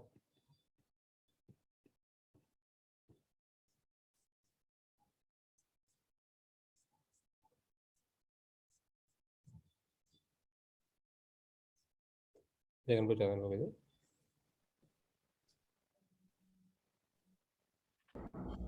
సరే ప్రభు. తన నిజస్థితిని అనుసరించి మనుజుడు వనరించు విద్యుక్త ధర్మ నిర్వహణము దేవదేవుని కథలు యందు అతనికి అనురక్తిని కలిగించనిచో అది కేవలము శ్రమ మాత్రమే కాగలదు. చూడండి, మనం చేసేది ఏదైనా కూడా తన నిజస్థితిని అనుసరించి మనుజుడు అనుసరించు విద్యుత్ కర్మ నిర్వహణము దేవదేవుని కథల యందు అతనికి ఆసక్తి కలిగించనిచో అది కేవలం శ్రమ మాత్రమే. శ్రమ ఏవహి కేవలం అంటే మనం ఏది చేసినా, మనం చేసే ఏ పనైనా మనకి భక్తి మార్గంలో ముందుకు తీసుకెళ్ళకపోతే అది శ్రమ మాత్రమే. ఆ శ్రమకి ఎటువంటి ఫలితం ఉండదు. అదేవిధంగా ఈ చాప్టర్ అంతా చాలా మంచి శ్లోకాలు ఉన్నాయి. ఇదిగోండి, అసలు కర్తవ్యం ఏమిటి మనకి ఈ జన్మలో? 1, 2, 6 సవయ పుంసాం పరో ధర్మో యతో భక్తి రథోక్షజే అహైతుకి అప్రతిహత యయాత్మ సుప్రసిద్ధతి. సో ఇది అనంతం ప్రభు కానీ మీలో ఎవరైనా చదవాలనుకుంటున్నారండి? మాతాజీ ఎవరైనా చదువుతారా? చదవాలనుకున్నా చదవచ్చు. ఏ శ్లోకం ప్రభు? ప్రభు 1 to 6 ప్రభు భావం. 1 to 6. అధోక్షజుడైన శ్రీకృష్ణ భగవానుని ఎడ ప్రేమపూర్వకమైన భక్తియుత సేవను కలిగింపజేయునదే మానవుల పరమధర్మమైనది. ఆత్మ యొక్క పూర్ణ సంతృప్తి కొరకు అట్టి భక్తియుత సేవ నిర్హేతుకము అవరోధరహితమునై ఉండవలెను. ఈ భక్తి ప్రేమపూర్వకమైన భక్తియుత సేవను కలిగింపజేయునదే మానవుల పరమధర్మము. అసలు మనకి మొట్టమొదటి ధర్మం మానవులకు భక్తి. కృష్ణుడి ఎడ ప్రేమపూర్వకమైన భక్తియుత సేవ, సరేనా? అది ఆత్మ యొక్క పూర్ణ సంతృప్తి కొరకు అట్టి భక్తియుక్త సేవ ఎలా ఉండాలి? నిర్హేతుకం అంటే వేరేదేదో అపేక్షించకుండా, నాకు ధనము కావాలనో, నాకు మంచి ఉద్యోగం రావాలనో, నాకు మంచి భార్య రావాలనో, భర్త రావాలనో, దీని గురించి కాదు. నిర్హేతుకము, ఎలాంటి అపేక్ష లేకుండా భక్తియుక్త సేవ చేయాలి. అదొకటి. నిర్హేతుకం అంటే అది అర్థం.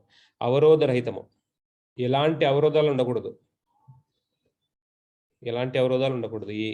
నాకు ఈ సమస్య వచ్చింది, నాకు ఇది బాగలేదు, నాకు వేరే పని ఉంది, పరీక్షలు ఉన్నాయి, ఇవన్నీ అవరోధాలు ఏం లేకుండా భక్తియుక్త సేవ ప్రప్రథమ ధర్మం. అదే దీని ఉద్దేశం, ప్రప్రథమ ధర్మం. సో ఈ ధర్మాన్ని ఏ ఆటంకాలు లేకుండా, ఏ అవరోధాలు లేకుండా కొనసాగిస్తూనే ఉండాలి. ఇది దీని భావం. సో ఇది మానవ జన్మకి ప్రప్రథమమైన కర్తవ్యం. 7వ శ్లోకం. చూడండి, వాసుదేవే భగవతి భక్తియోగ ప్రయోజిత జనయత్యాశు వైరాగ్యం జ్ఞానంచ యథైతుకం. దేవదేవుడైన శ్రీకృష్ణునకు భక్తియుక్త సేవను గూర్చుట ద్వారా మనుజుడు శీఘ్రముగా నిర్హేతుకమైన జ్ఞానమును, జగము నుండి వైరాగ్యమును పొందుచున్నాడు. ఎలా జరుగుతుందంటే ఈ విధంగా జరుగుతుంది. భక్తియుక్త సేవ మనము మొదలుపెట్టిన తర్వాత ఇవన్నీ చాలా సులువుగా అవే జరుగుతాయి అన్నమాట. ఎందుకంటే మనం కోరుకున్నది ఏదైనప్పుడు మన లోపల ఉన్న శ్రీకృష్ణుడు ఇవన్నీ చూస్తున్నాడు కదా. ఇవన్నీ చూసే కృష్ణుడు ఏం చేస్తాడు? మనకి జ్ఞానం అలాగే ప్రసాదిస్తాడు. చూడండి, భగవద్గీతలో ఏం చెప్పాడు కృష్ణుడు?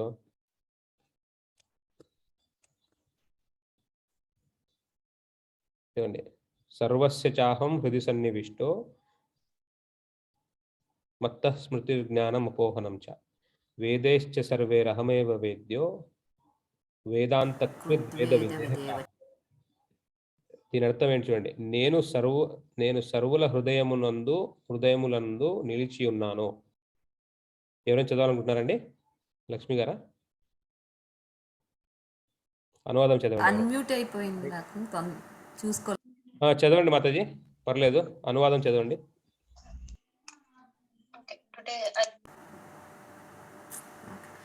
నేను సర్వుల హృదయములందు నిలిచియున్నాను. నా నుండియే స్మృతి, జ్ఞానము, మరుపు అన్నవి కలుగుచున్నవి. నేనే సమస్త వేదముల ద్వారా తెలియదగిన వాడను.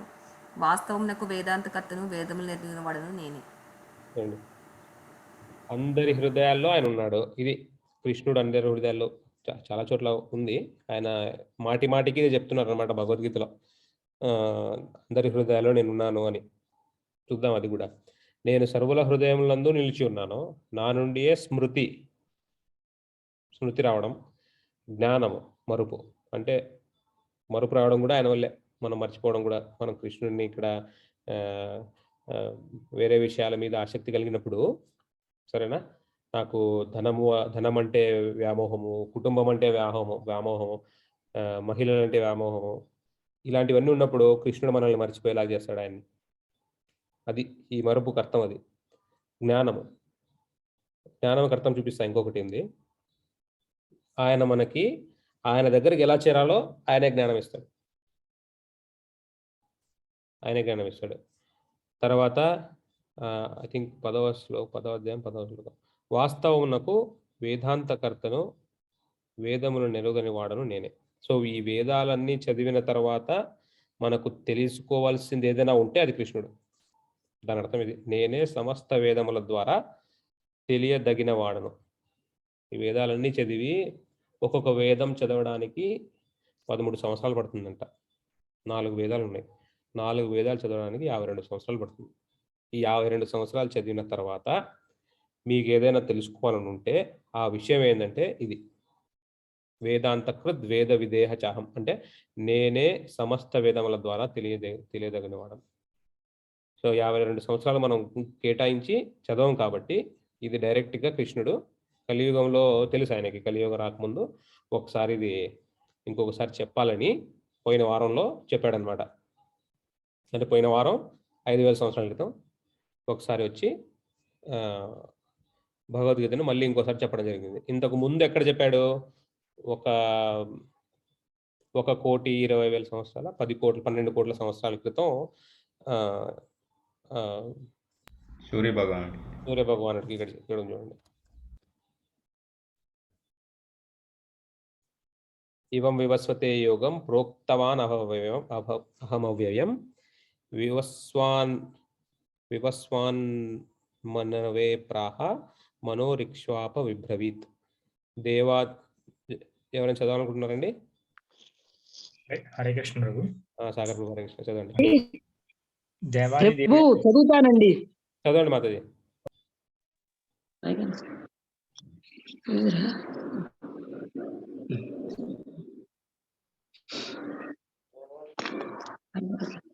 దేవాది దేవుడైన శ్రీకృష్ణ భగవానుడు పలికెను, నాశము లేని ఈ యోగ శాస్త్రమును నేను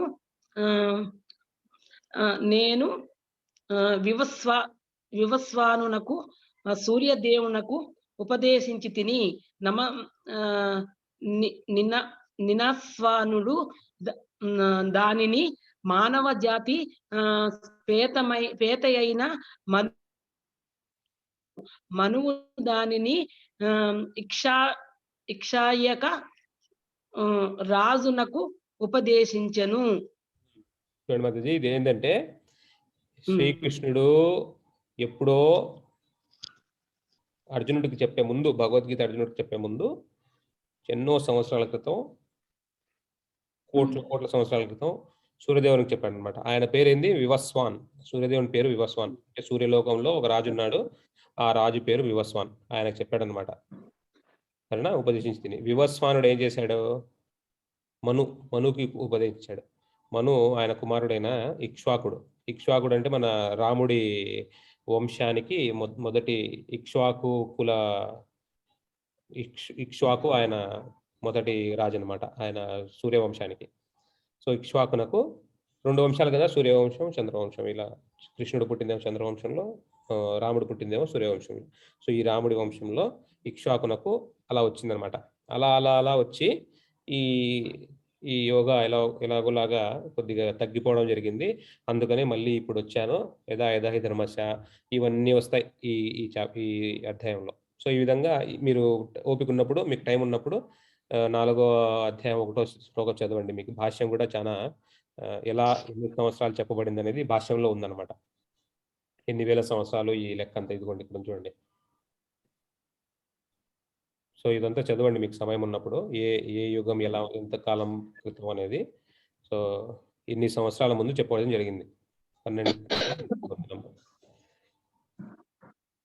సో ఈ విధంగా మనం మళ్ళీ ఇందాక చూసే శ్లోకానికి వెళ్తే, సో ఈ విధంగా మనకు తెలుసుకోదగిన ఒకటే ఒక విషయం ఏంటంటే కృష్ణుడు. సో ఆయనే మనకి జ్ఞానాన్ని ఇస్తాడు, ఆయనే మరుపిస్తాడు, ఆయనే స్మృతిని ఇస్తాడు. సో లోపల ఉండి మనకి ఇవన్నీ చేస్తుంటాడు కదా. హనుమంతాచ ఉపదృష్టాచ ఇంతకుముందు చూసినాం కదా. హనుమంతం ఉపదృష్ట ఈ 2 చేస్తుంటాడు. ఆ పరమాత్మగా ఆయనకి 2 పనులు. సో ఈ విధంగా చూడండి 10వ అధ్యాయంలో కూడా ఇదే విషయం చెప్తున్నాడు. ప్రభు హరే కృష్ణ. నేను ఒకటి ఈ చాట్లో పెట్టాను ఒకసారి. అంటే అన్ని జీవుల్లోనూ భగవంతుడు ఉంటాడని చెప్తున్నారు కదా. అంటే అందరూ అంటే మన రావణాసురుడు లైక్ రాక్షసులు కానీ ఇప్పుడున్న ఎవరైతే మనం ఎనిమి అనుకుంటున్నామో, of course they are not our enemies, but అందరిలోనూ ఉన్నట్టేనా? ఉన్నట్టే మాతాజీ. ఈ క్వశ్చన్ చివరిలో చూసుకుందాం మాతాజీ, ఒక 10 నిమిషాలు. షూర్ మీరు తర్వాత అయినా ఎప్పుడైనా ఆన్సర్ చెప్తాం. అది ఆఖరిలో చెప్తాం. థ్యాంక్స్. సో ఈ విధంగా ఈ ఇక్కడ చూసినట్టయితే జ్ఞానం అనేది ఎలా ఇస్తాడు చూడండి. ప్రేమతో నా సేవ తేషాం సతతయుక్తానాం భజతాం ప్రీతిపూర్వకం దదామి బుద్ధి యోగం తం ఏనమాం ఉపయాంతితే. సో జ్ఞానం గురించి చూస్తున్నాం కదా. జ్ఞానం ఎలా ప్రసాదిస్తాడు చూడండి. ప్రేమతో నా సేవయందు నిరంతరాశక్తులై ఇండు వారికి నన్ను చేరగల బుద్ధి యోగమును నేను నొసగుదును. అంటే ఆయనే ఇప్పుడు మనం చూస్తుంటామండి చాలా. చూడండి మనకు కొంతమందికి చదవడం వచ్చు, కొంతమందికి చదవడం రాదు. చాలా మంది చూస్తుంటాం అసలు చదువు రాదు వాళ్ళకి, కానీ భక్తి యోగా మాత్రం చాలా బాగా చేస్తారు. గుళ్ళో పూజలు చేయడం కానీ, జపం చేయడం కానీ, ఇవన్నీ చాలా పనులు చేయడం కానీ, చదువు తక్కువ ఉన్నా కూడా ఇవన్నీ బాగా చేస్తుంటారు. సో నేను ఒకసారి మాకు ఇక్కడ సీనియర్ డివోటీస్ వాళ్ళు ఉంటారు కదా, భక్తులు చాలా మంది ఉంటారు కదా. నేను అడిగాను అనమాట, ఇప్పుడు మనము పుస్తకాలు చదవాలి, భగవద్గీత వినాలి, భగవద్గీత చదవాలి అని చెప్తుంటాం. ఇప్పుడు మీరు అందరూ చదువు ఉంది కాబట్టి నేను చెప్తున్నాను చదవండి అని. చదువురాని వాళ్ళ పరిస్థితి ఏంటి అన్న. సో చదివితే మనకి ఈ జ్ఞానం వస్తుంది, చదివితే మనకి హృదయంలో పరివర్తనం చెంది మనం బాగా బలంగా దృఢంగా సాధన చేస్తాం. అదే ఉద్దేశం. చదవడం వెనక ఉద్దేశం ఏంటంటే మనం నిలకడ లేకుండా ఉండకుండా నిలకడతో అభ్యాసం చేయడం జరుగుతుంది. చదువురాని వాళ్ళ పరిస్థితి ఏంటి అని, ఇది దానికి సమాధానం. ప్రేమతో నా యందు ఆసక్తితో కృష్ణుడికి నిరంతరంగా ఎవరైతే సేవ చేస్తారో ఆయన ఈ మనం చదివితే వచ్చే బుద్ధి ఆయన ఏం చదవకుండానే ఇవ్వగలడు. సో చదువురాని వారికి కూడా ఎలా వస్తుందనే సందేహం వద్దు. ఎందుకంటే కృష్ణుడు ఇక్కడ క్లియర్గా చెప్పేశాడు అనమాట. ఆయన అందు తేషాం సతతయుక్తానం, ఏ విధంగా అయితే ఆయనకి మనం శరణు పొందుతామో, ఎంత అంటే ఇప్పుడు మనం 100% శరణు పొందితే 100% జ్ఞానం ఇస్తాడు. 10% చేస్తే 10%. ఎంత శాతం మనం ఆయనకి సరెండర్ అవుతామో, ఎంత శాతం అయితే ఆయనకి మనము పూర్ణంగా ఆయనకి శరణాగతి పొందుతామో అంతే శాతం ఆయన మనకి జ్ఞానం ఇస్తాడనమాట. సో మనకి కొంచెమే కావాలో, నాకు ఎక్కువ వద్దు, వారానికి ఒకసారి నేను గుడికి వస్తాను అనే వాళ్ళకి అంతే జ్ఞానం వస్తుంది. క్యూలో నిలబడను నేను, నాకు క్యూలో నిలబడడం ఇష్టం లేదు, దర్శనం నెక్స్ట్ టైం చూసుకుందామని వెళ్ళిపోయే వాళ్ళకి దేవుడు కూడా నెక్స్ట్ టైం అంటాడు, ఈ జన్మలో కాదు వచ్చే జన్మలో అంటాడు. లేదు నేను నిలబడతాను, నాకు దేవుడి దర్శనం ఇంపార్టెంట్ అని చెప్పి క్యూలో నిలబడతారు కదా, వాళ్ళకు కూడా దేవుడు పట్టించుకుంటాడు. సో ఇదే జరిగేది అక్కడ మనకి. సో దేవుడు మనకి ఎంత చేస్తున్నామనేది చూస్తాడు. దాన్ని బట్టే ఆయనకి మనం ఎంత ఆసక్తి ఆయన మీద ఉందనేది చూస్తాడు అనమాట. ఏదో పెద్ద మనకి ఏదో ఈజీగా సర్వీస్ చేయడం, ఇవన్నీ ఈజీగా మనకి సేవ దొరికేస్తుంది, చాలా సింపుల్గా చేసేద్దాం అనుకుంటాము. కానీ ప్రతిసారి పరీక్ష పెట్టాల్సి వస్తుంది కృష్ణుడికి కూడా. సో అప్పుడప్పుడు కష్టాలు కూడా పెడుతుంటాడు. అక్కడ మన మన శరణాగతి ఎంత ఉందో అక్కడ తెలుస్తుంది. తెలిసినప్పుడు దాన్ని బట్టే మనకి ఇస్తుంటాడు. అందుకని చాలా మంది కష్టం నిలబడే వాళ్ళు చాలా కష్టంగా ఉంటారు ఈ భక్తి యోగాలో. చాలా మందికి ఎక్కదు. ఎందుకంటే అది రావాలి లోపల నుంచి. పూర్వజన్మ సుకృతి ఉండాలి. చాలా విషయాలు ఉన్నాయి. సో ఈ విధంగా చూసినట్టయితే ఈరోజు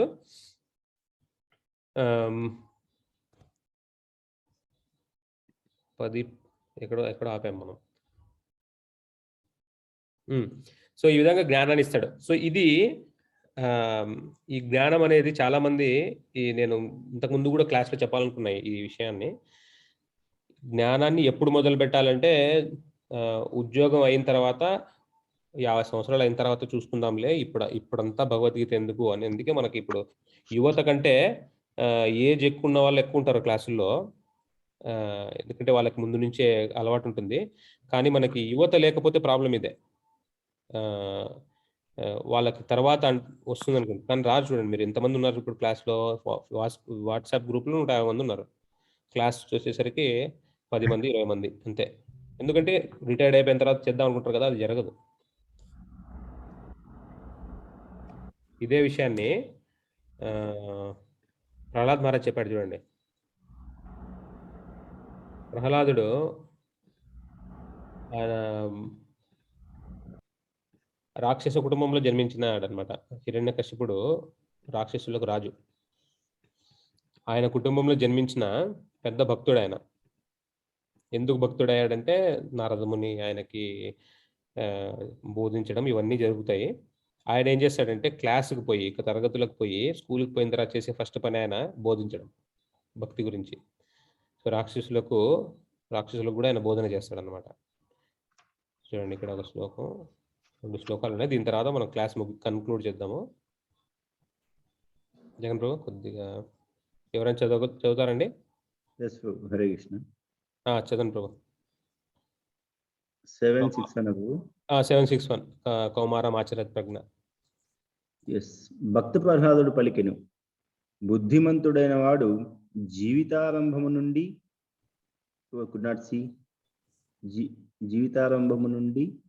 జీవితారంభము నుండియే వయస్సు అనగా కౌమార వయస్సు నుండియే ఇతర కలాపములను విడిచి భక్తి యోగ నిర్వహణకు మానవ జన్మను వినియోగించవలెను. మానవ జన్మము దుర్లభమైనది.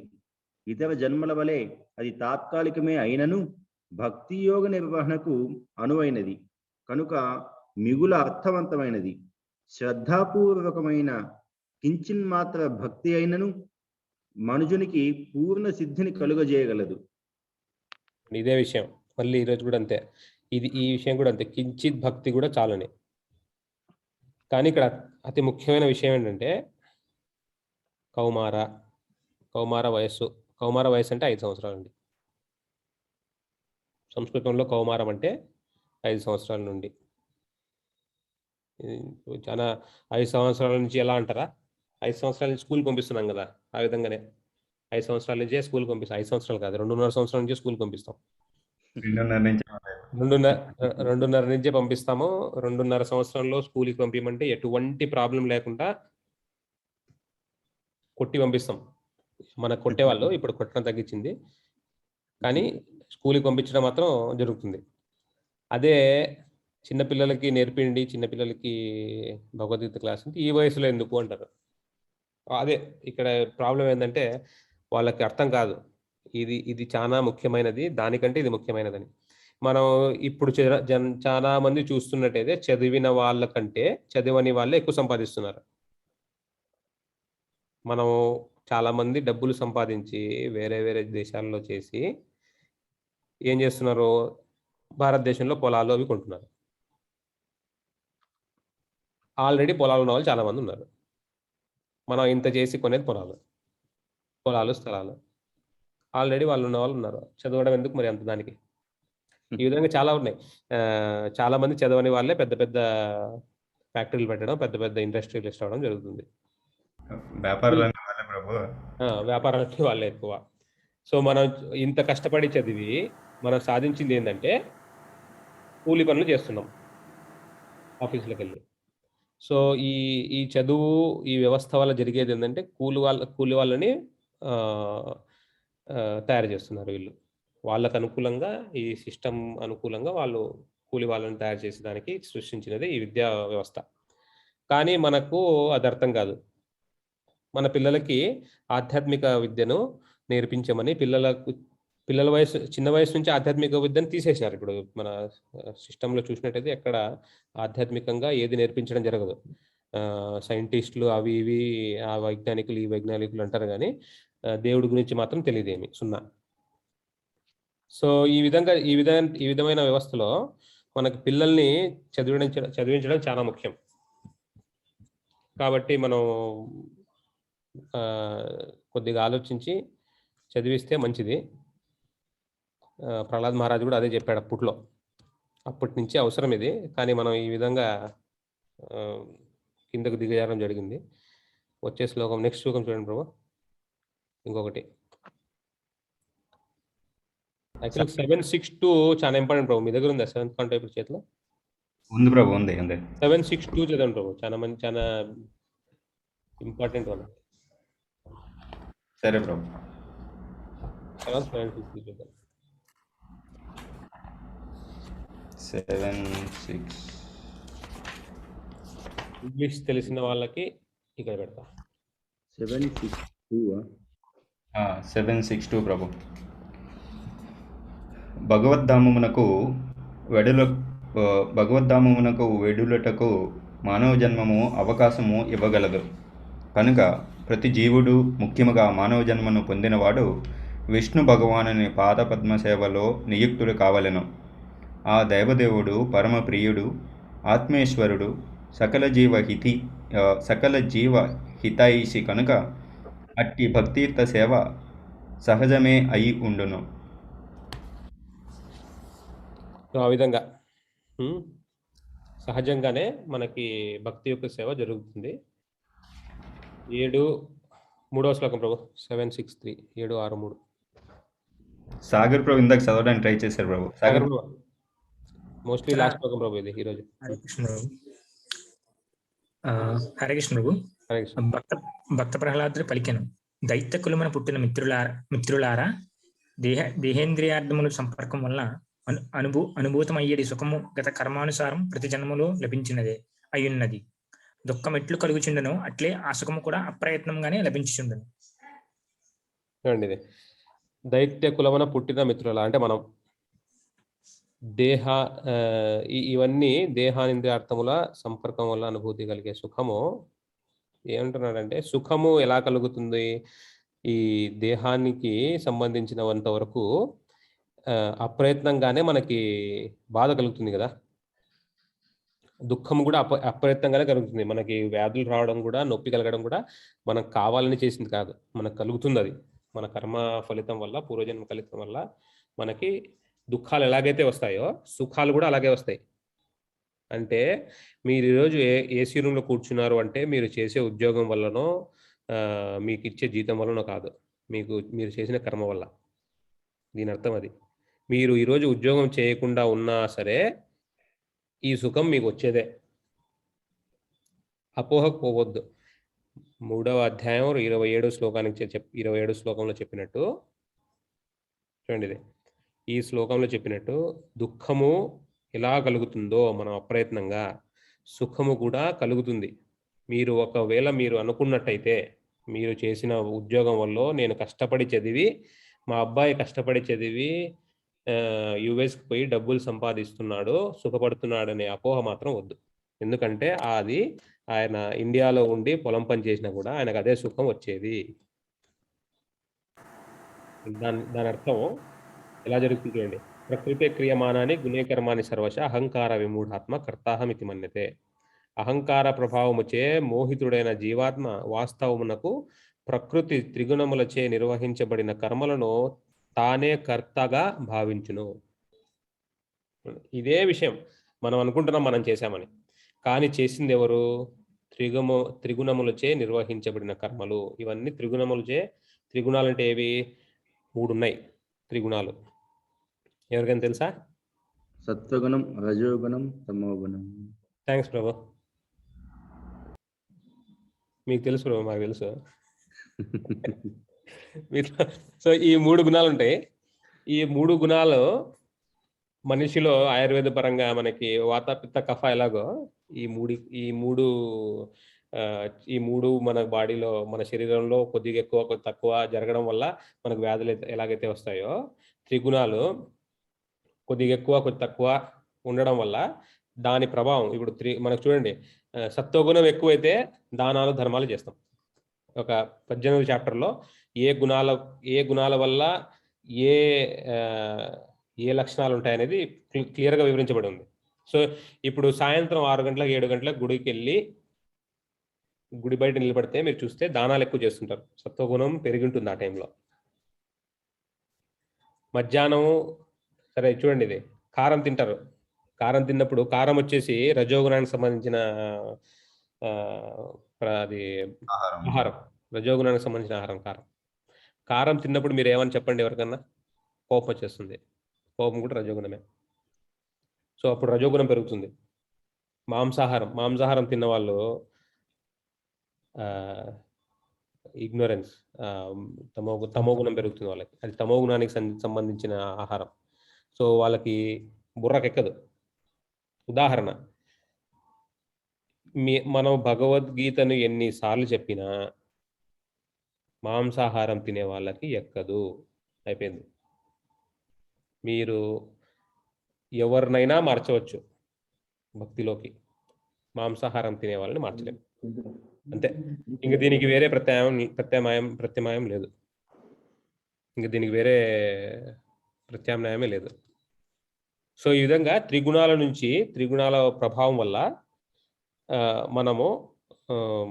త్రిగుణాల ప్రభావంచే మనం చేసే కర్మలు మనం చేసినామని అనుకుంటుంటాం మన అహంకారం వల్ల. ఈ అహంకారం అంటే ఏంది? నేను నా శరీరం అనుకోవడమే మన అహంకారం. ఇదంతా నాది, ఈ ఇల్లు నాది, ఈ భార్య పిల్లలు నా వాళ్ళు, ఈ దేశం నాది, ఈ ఊరు నాది అనేది అహంకారం. సో ఈ అహంకారంలో పడి మనం చేసినామని అనుకుంటుంటాం. ఆహా, నేను ఈరోజు ఎంత బాగా క్లాస్ చెప్పినాను అని నేను అనుకోవడం. ఇదొకటి ఉదాహరణ. కానీ మన త్రిగుణాల ప్రభావం వల్లే ఇది జరుగుతుంది అనేది మనం తెలుసుకోవాలి. సో మనం చేయట్లేదు. ఇది నా సారాంశం. సో ఈరోజు శ్లోకం ఒక్కసారి చూసి ఈరోజు ఆపేద్దాం. ఇక్కడ ప్రశ్నలు చూద్దాం మళ్ళీ.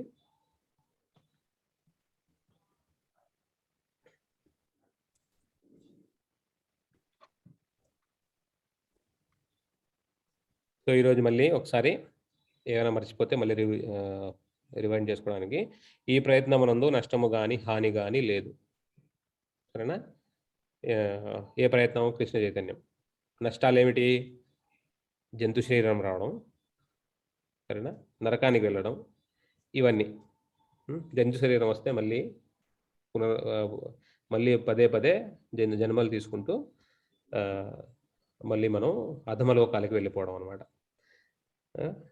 ఈ మార్గమున స్వల్ప పురోగతి మనం చూసాం ఇందాక భరత్ మహారాజ్ విషయంలో, అజామినుడి విషయంలో. మహత్తరమైన భయం నుండి మానవుని రక్షించును. సో ఈ విధంగా మనకి ఈ కృష్ణ చైతన్యం రక్షిస్తుంది అనమాట. కాబట్టి అందరూ జపం స్టార్ట్ చేసి, ఒక రౌండ్తో అయినా సరే స్టార్ట్ చేసి, రోజు మాంసాహారం మానేసి,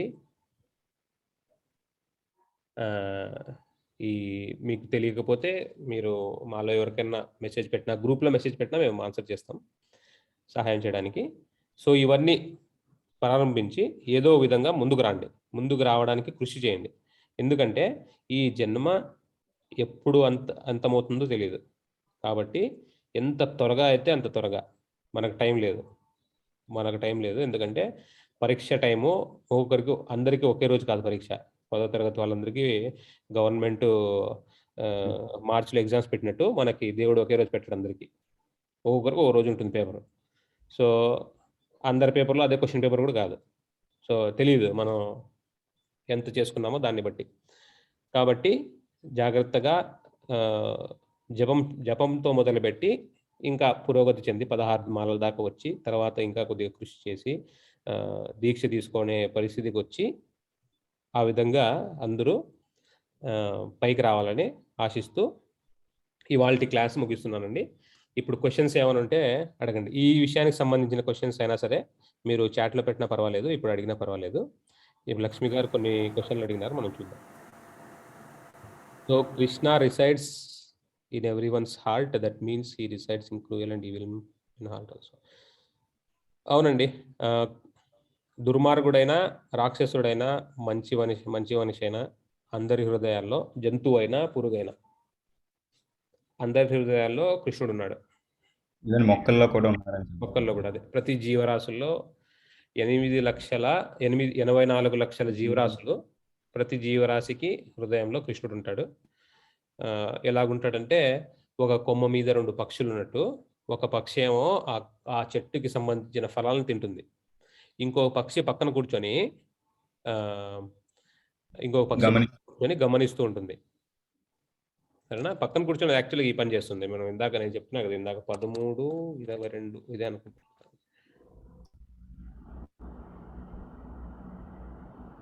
కాదు, ఉపదృష్ట హనుమంత.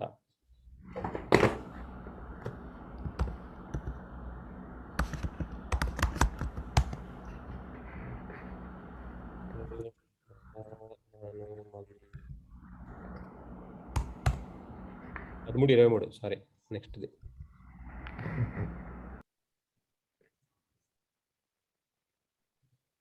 ఉపదృష్ట హనుమంత చ భర్త భోక్తా మహేశ్వర పరమాత్మేతి చాప్యుక్తో దేహేస్మిన్ పురుష పరః. చూడండి మాతాజీ, చదవండి. అయినను ఈ దేహమునందు దివ్య ప్రభువును, దివ్య యజమానుడును, పర్యవేక్షకుడుగను, అనుమతించువాడును, పరమాత్మగా ప్రసిద్ధి నొందినవాడును అగు దివ్యభోక్త మరి ఒకడు కలడు. అది కృష్ణుడు అనమాట. సో ఈ శరీరంలో ఇద్దరు ఉన్నారు, ఒకటి జీవాత్మ, ఒకటి పరమాత్మ. జీవాత్మ వచ్చేసి ఈ శరీరానికి దేహి అంటే శరీరాన్ని తీసుకున్నవాడు జీవాత్మ. దేహినోస్మిన్ యథా దేహే. సో ఈ జీవాత్మ ఈ శరీరాన్ని తీసుకొని ఒక యంత్రానికి ఎలాగైతే డ్రైవర్ కూర్చొని నడుపుతాడో ఆ విధంగా మనకి ఈ శరీరాన్ని ఇవ్వబడింది. ఇప్పుడు ఈ శరీరాన్ని ఎందుకు ఇవ్వబడింది అనేది చాలా ముఖ్యమైన విషయం కదా. ఇది యాక్చువల్గా మీరు పోయిన క్లాస్లో జాయిన్ అయితే మనకు తెలిసేది. పర్లేదు అది. ఈ జీవాత్మకి ఈ శరీరాన్ని ఇవ్వబడింది ఈ భౌతిక ప్రపంచంలో. ఈ ఆధ్యాత్మిక ప్రపంచంలో మనకు ఒక స్వరూపం ఉంటుందన్నమాట. అంటే ఈ జీవాత్మ ఎక్కడి నుంచి అయితే ఊడిపడిందో ఆ ప్లేస్లో ఆ స్థానం ఆధ్యాత్మిక ప్రపంచం. వైకుంఠ లోకాలు కావచ్చు, దానిపైన గోలోక బృందావనం కావచ్చు. ఆ లోకాల్లో మనకు ఒక పాత్ర, మనకు ఒక శరీరం ఉంది. నిజమైన శరీరం, ఒక స్వరూపం అంటారు దాన్ని. మనకు స్వరూపం ఉంది. మన స్వరూపంలో మనకుంది, దానికి ఒక పని ఉంది. సో అక్కడి నుంచి మనకి ఏదో తప్పు చేసి ఏదో విధంగా మనము కింద పడడం జరిగింది. అప్పుడు జనరల్గా కొన్ని విషయాలు మనం చూసుకున్నట్టయితే, కొన్నిసార్లు మనం ప్రభుపాద్ బుక్స్ చదివినట్టయితే మనకు తెలిసేది ఏంటంటే, మనకి కృష్ణుడిలాగా మనం కూడా అనుభవిద్దామనే ఈర్ష్య కలిగిందనమాట మనకి కృష్ణుడి మీద మనకి. సో ఎప్పుడైతే ఈర్ష్య కలుగుతుందో, చాలా అన్నిటికంటే ప్రథమమైన కారణం ఈర్ష్య. అందుకే మనం చూసినట్టయితే ఈ ప్రపంచంలో అందరికీ ఈర్ష్య ఉంటుంది. పుట్టినప్పటి నుంచే పిల్లలకి మనం అది నేర్పిస్తాం, ఇది నేర్పిస్తాం, కానీ ఈర్ష్య నేర్పించడం ఉండదు. ఈర్ష్య వల్ల కలుగుతుంది నాది అనేస్తారు. వేరే వాళ్ళని చూసి ఈర్ష్య కలగడం చాలా సాధారణంగా జరిగిపోతుంది. సో ఈ ఈర్ష్య కృష్ణుడికి చూసి మనకు కలగడం వల్ల మనకి శరీరాన్ని ఇచ్చి పంపిస్తారు. ఒక్కసారి మనం ఈ భౌతిక శరీరాన్ని తీసుకునడానికి భౌతిక ప్రపంచంలో రావడం వల్ల మనకి ఒక సూక్ష్మ శరీరం ఇవ్వబడుతుంది. అంటే ఈ ఆత్మ చుట్టూ 3 ఉంటాయి. మళ్ళీ ఒకటి సూక్ష్మ శరీరం ఉంటుంది. ఈ సూక్ష్మ శరీరంలో 3 బుద్ధి, అహంకారం, బుద్ధి, ఫాల్స్ ఈగో, ఇంకోటి ఫాల్స్ ఈగో, ఇంటెలిజెన్స్, బుద్ధి మైండ్ ఇంటెలిజెన్స్ మైండ్ సారీ మనస్సు. ఈ మనస్సు, బుద్ధి, అహం, ఈ 3 అనేది దీనికి మనకు కనపడవు. ఈ 3 ఉంటాయి కానీ మనకు బుద్ధి ఉంటుంది. మీకు బుద్ధి ఉంది, నాకు బుద్ధి ఉంది. కానీ నా బుద్ధి మీకు కనపడదు, మీ బుద్ధి నాకు కనపడదు. మనస్సు, మీకు మనస్సు ఉంటుంది, మనస్సుకు స్థానం లేదు శరీరంలో, ఇదని చూపిస్తాం మనము. మనస్సు ఉంటుంది కానీ మనకు కనపడదు. అహం, ఇది నేను అనే అహంకారం ఉంటుంది కానీ ఇది మనకు కనపడదు. ఇది సూక్ష్మ శరీరానికి సంబంధించిన విషయాలన్నమాట. ఈ 3 ఉన్నాయి. భౌతికమైనవి ఇవి ఆధ్యాత్మికమైనవి కాదు, భౌతికమైనవే. ఈ భౌతిక ప్రపంచంలో ఉన్నప్పటి నుంచి మనతో పాటు ఉంటాయి ఇవి. సూక్ష్మ శరీరం అనేది, సూక్ష్మ శరీరం ఒకటే సూక్ష్మ శరీరం ఉంటుంది కానీ భౌతిక శరీరాలు మారుతాయి. మనం ఒక శరీరం నుంచి ఇంకొక శరీరానికి వెళ్ళినప్పుడు భౌతిక శరీరం మారుతుంది. అంటే కుక్క శరీరం ఉన్నప్పుడు ఆ కుక్క శరీరంలో ఉండే సూక్ష్మ శరీరం ఒకటే. అదే కుక్క మనిషిగా పుడితే సూక్ష్మ శరీరం ఒకటే, భౌతిక శరీరం మారింది. సో ఇక్కడ కుక్కలో ఉన్న, రావణులో ఉన్న వేరే శరీరంలో ఉన్న కృష్ణుడు పక్కనే ఉంటాడు. కానీ ఎందుకు అతను ఆ పని చేస్తున్నాడంటే అతను కావాలనుకున్నాడు. మనకి ఇక్కడికి పంపింది మనం ఏం కావాలో చేయడానికి. కృష్ణుడు మనల్ని మనము ఇక్కడ అనుభవించడానికి, ఎంజాయ్ చేయడానికి ఇక్కడికి పంపించారు మనకు. అందుకనే మనం ప్రతి క్షణం మనం ఎంజాయ్ చేద్దామని, మనం అనుభవిద్దామని అనుకుంటుంటాం. ఈ విధంగా మనం అనుకుంటున్నాం కాబట్టి పక్కన ఆయన ఉంటాడు, రాసుకుంటాడు. ఓకే, నువ్వు ఇది అనుభవిద్దాం అనుకుంటున్నావా, ఒక్కసారి చెప్తాడనమాట. మీరు బాగా గమనించినట్టయితే మనం తప్పు పనులు చేసే ముందు మనకి లోపల నుంచి ఒక సిగ్నల్ వస్తుంది, సూచన ఒకటి వస్తుంది, ఇది తప్పు చేయవద్దు అని. ఇది తప్పు చేయవద్దు అని ఒక సూచన వస్తుంది కానీ మనం పట్టించుకోం, దాన్ని చేసేస్తాం. చేసే ముందు ఇచ్చిన సూచన కృష్ణుడు పరమాత్మ రూపంలో మనకి లోపల నుంచి ఒక సూచన వస్తుంది, ఇది తప్పు అని. వినం, మనకు కావాలని దృఢంగా కోరుకుంటాం. మనం కోరుకున్నదల్లా ఇస్తాడు కాబట్టి మనం చేసేస్తాం. తప్పు చేశాము అంటే దానికి అనుభవించి తప్పదు. లెక్క ఎంట్రీ, మన బుక్లో ఎంటర్ అయినట్టు కర్మ అనేది రిజిస్టర్ అయిపోతుంది. సో అదే మనం అనుభవించాల్సిందే, దానికి వేరే మార్గం లేదు. ఒకే ఒక్క మార్గం ఏంటంటే,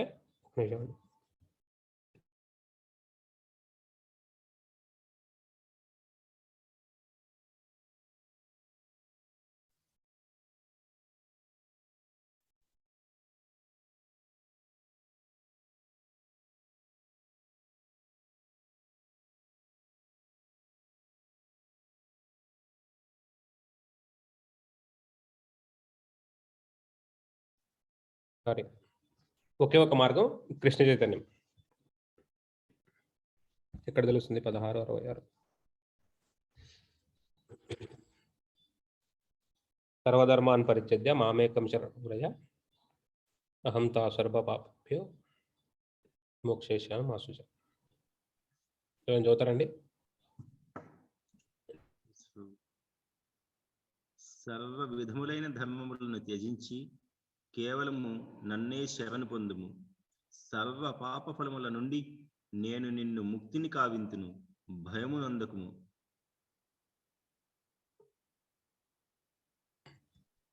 పాపాల నుంచి విముక్తి చెందడానికి ఏ దేవతలు కానీ మనకు సహాయం చేయలేరు. సో ఓన్లీ కృష్ణుడు మాత్రమే. ఆ అధికారం ఎవరికి ఉండదు. మనల్ని మోక్ష ప్రదాత ముకుంద ఒకడే. సరేనా? సో మాతాజీ, మీకు ఇంకా క్వశ్చన్ ఏమైనా ఎలాబొరేట్గా ఎక్స్ప్లెయిన్ చేయమంటారా? అర్థమైందా? లేదు బ్రో, బాగానే అర్థమైంది. కానీ మీరు ఏమైనా టిప్స్ ఇవ్వగలుగుతారా? అంటే మనకి అంటే అవతల వాళ్ళలో కూడా కృష్ణుడే ఉన్నాడని మనం ఫీల్ అవ్వాలంటే, అంటే యాక్షన్కి రియాక్షన్ లాగా వాళ్ళంటే మనం ఇంకొక డైలాగ్ వేసాడు, అలాంటి కొన్ని టిప్స్ ఏమైనా ఇవ్వగలుగుతారా? ఇదే most actually encountering to all people, like not only me, అందరూ ఫేస్ చేసేదే. కానీ అవతల వాళ్ళ కృష్ణుడు ఉన్నాడని మనం 100% మనం ఫీల్ అవ్వాలంటే ఏం చేయాలి? అప్పుడే కదా వాళ్ళు ఏమన్నా అన్నప్పుడు మనం తిరిగి కౌంటర్ ఇవ్వకుండా ఉంటాం కదా, అలా. అలా అలా రావడం చెప్తా, ఒక్క నిమిషం మీకు. ఏ పరిస్థితి జరుగుతుందంటే,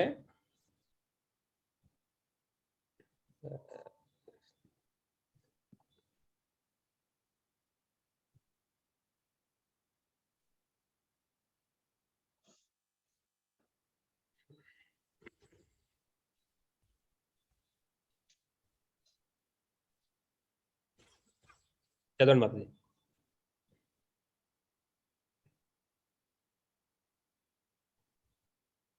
అనువాదం చదవండి Mataji.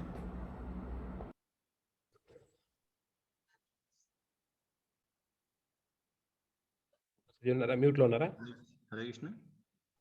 Okay okay, I'm sorry, నేను అన్మ్యూట్ చేస్తాను. ఆ, వినమ్రులైన పండితులు యథార్థమైన జ్ఞానము కలిగిన వారొకటిచే విద్యా వినయములతో కూడిన బ్రాహ్మణుని, గోవును, ఏనుగును, సునక మాంసము తినువానని చండాలుని సమదృష్టితో వీక్షింతురు. సో వీళ్ళు చూడగలరు మాతాజీ, మనం చూడలేము. మనం చూడాలని పండితులు. అదే అనమాట దీని అర్థం. సో ఈ పరిస్థితికి వెళ్తే మనం చూడగలం. అంటే అందరికి వస్తుంది అది. యాక్చువల్గా ఒరిజినల్గా మనం ఇదే, అర్థమైందా? బ్రహ్మభూత ప్రసన్నాత్మ నా శోచతి నా కాంక్షిత. ఒక నిమిషం చూస్తాను, 18వ చాప్టర్లో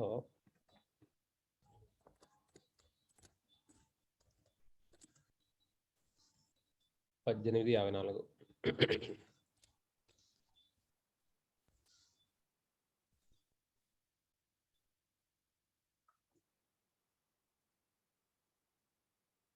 చదవండి మాతది. ఈ విధముగా బ్రహ్మభూత స్థితి యందు ప్రతిష్ఠితుడైన వాడు శీఘ్రమే పరబ్రహ్మానుభూతిని పొంది ప్రసన్నాత్ముడగును. అతడెన్నడూను దేని కొరకు శోకింపడు, దేనిని వాంఛింపడు. అట్టివాడు సర్వజీవుల ఎడ సమత్వభావమును కలిగియుండును.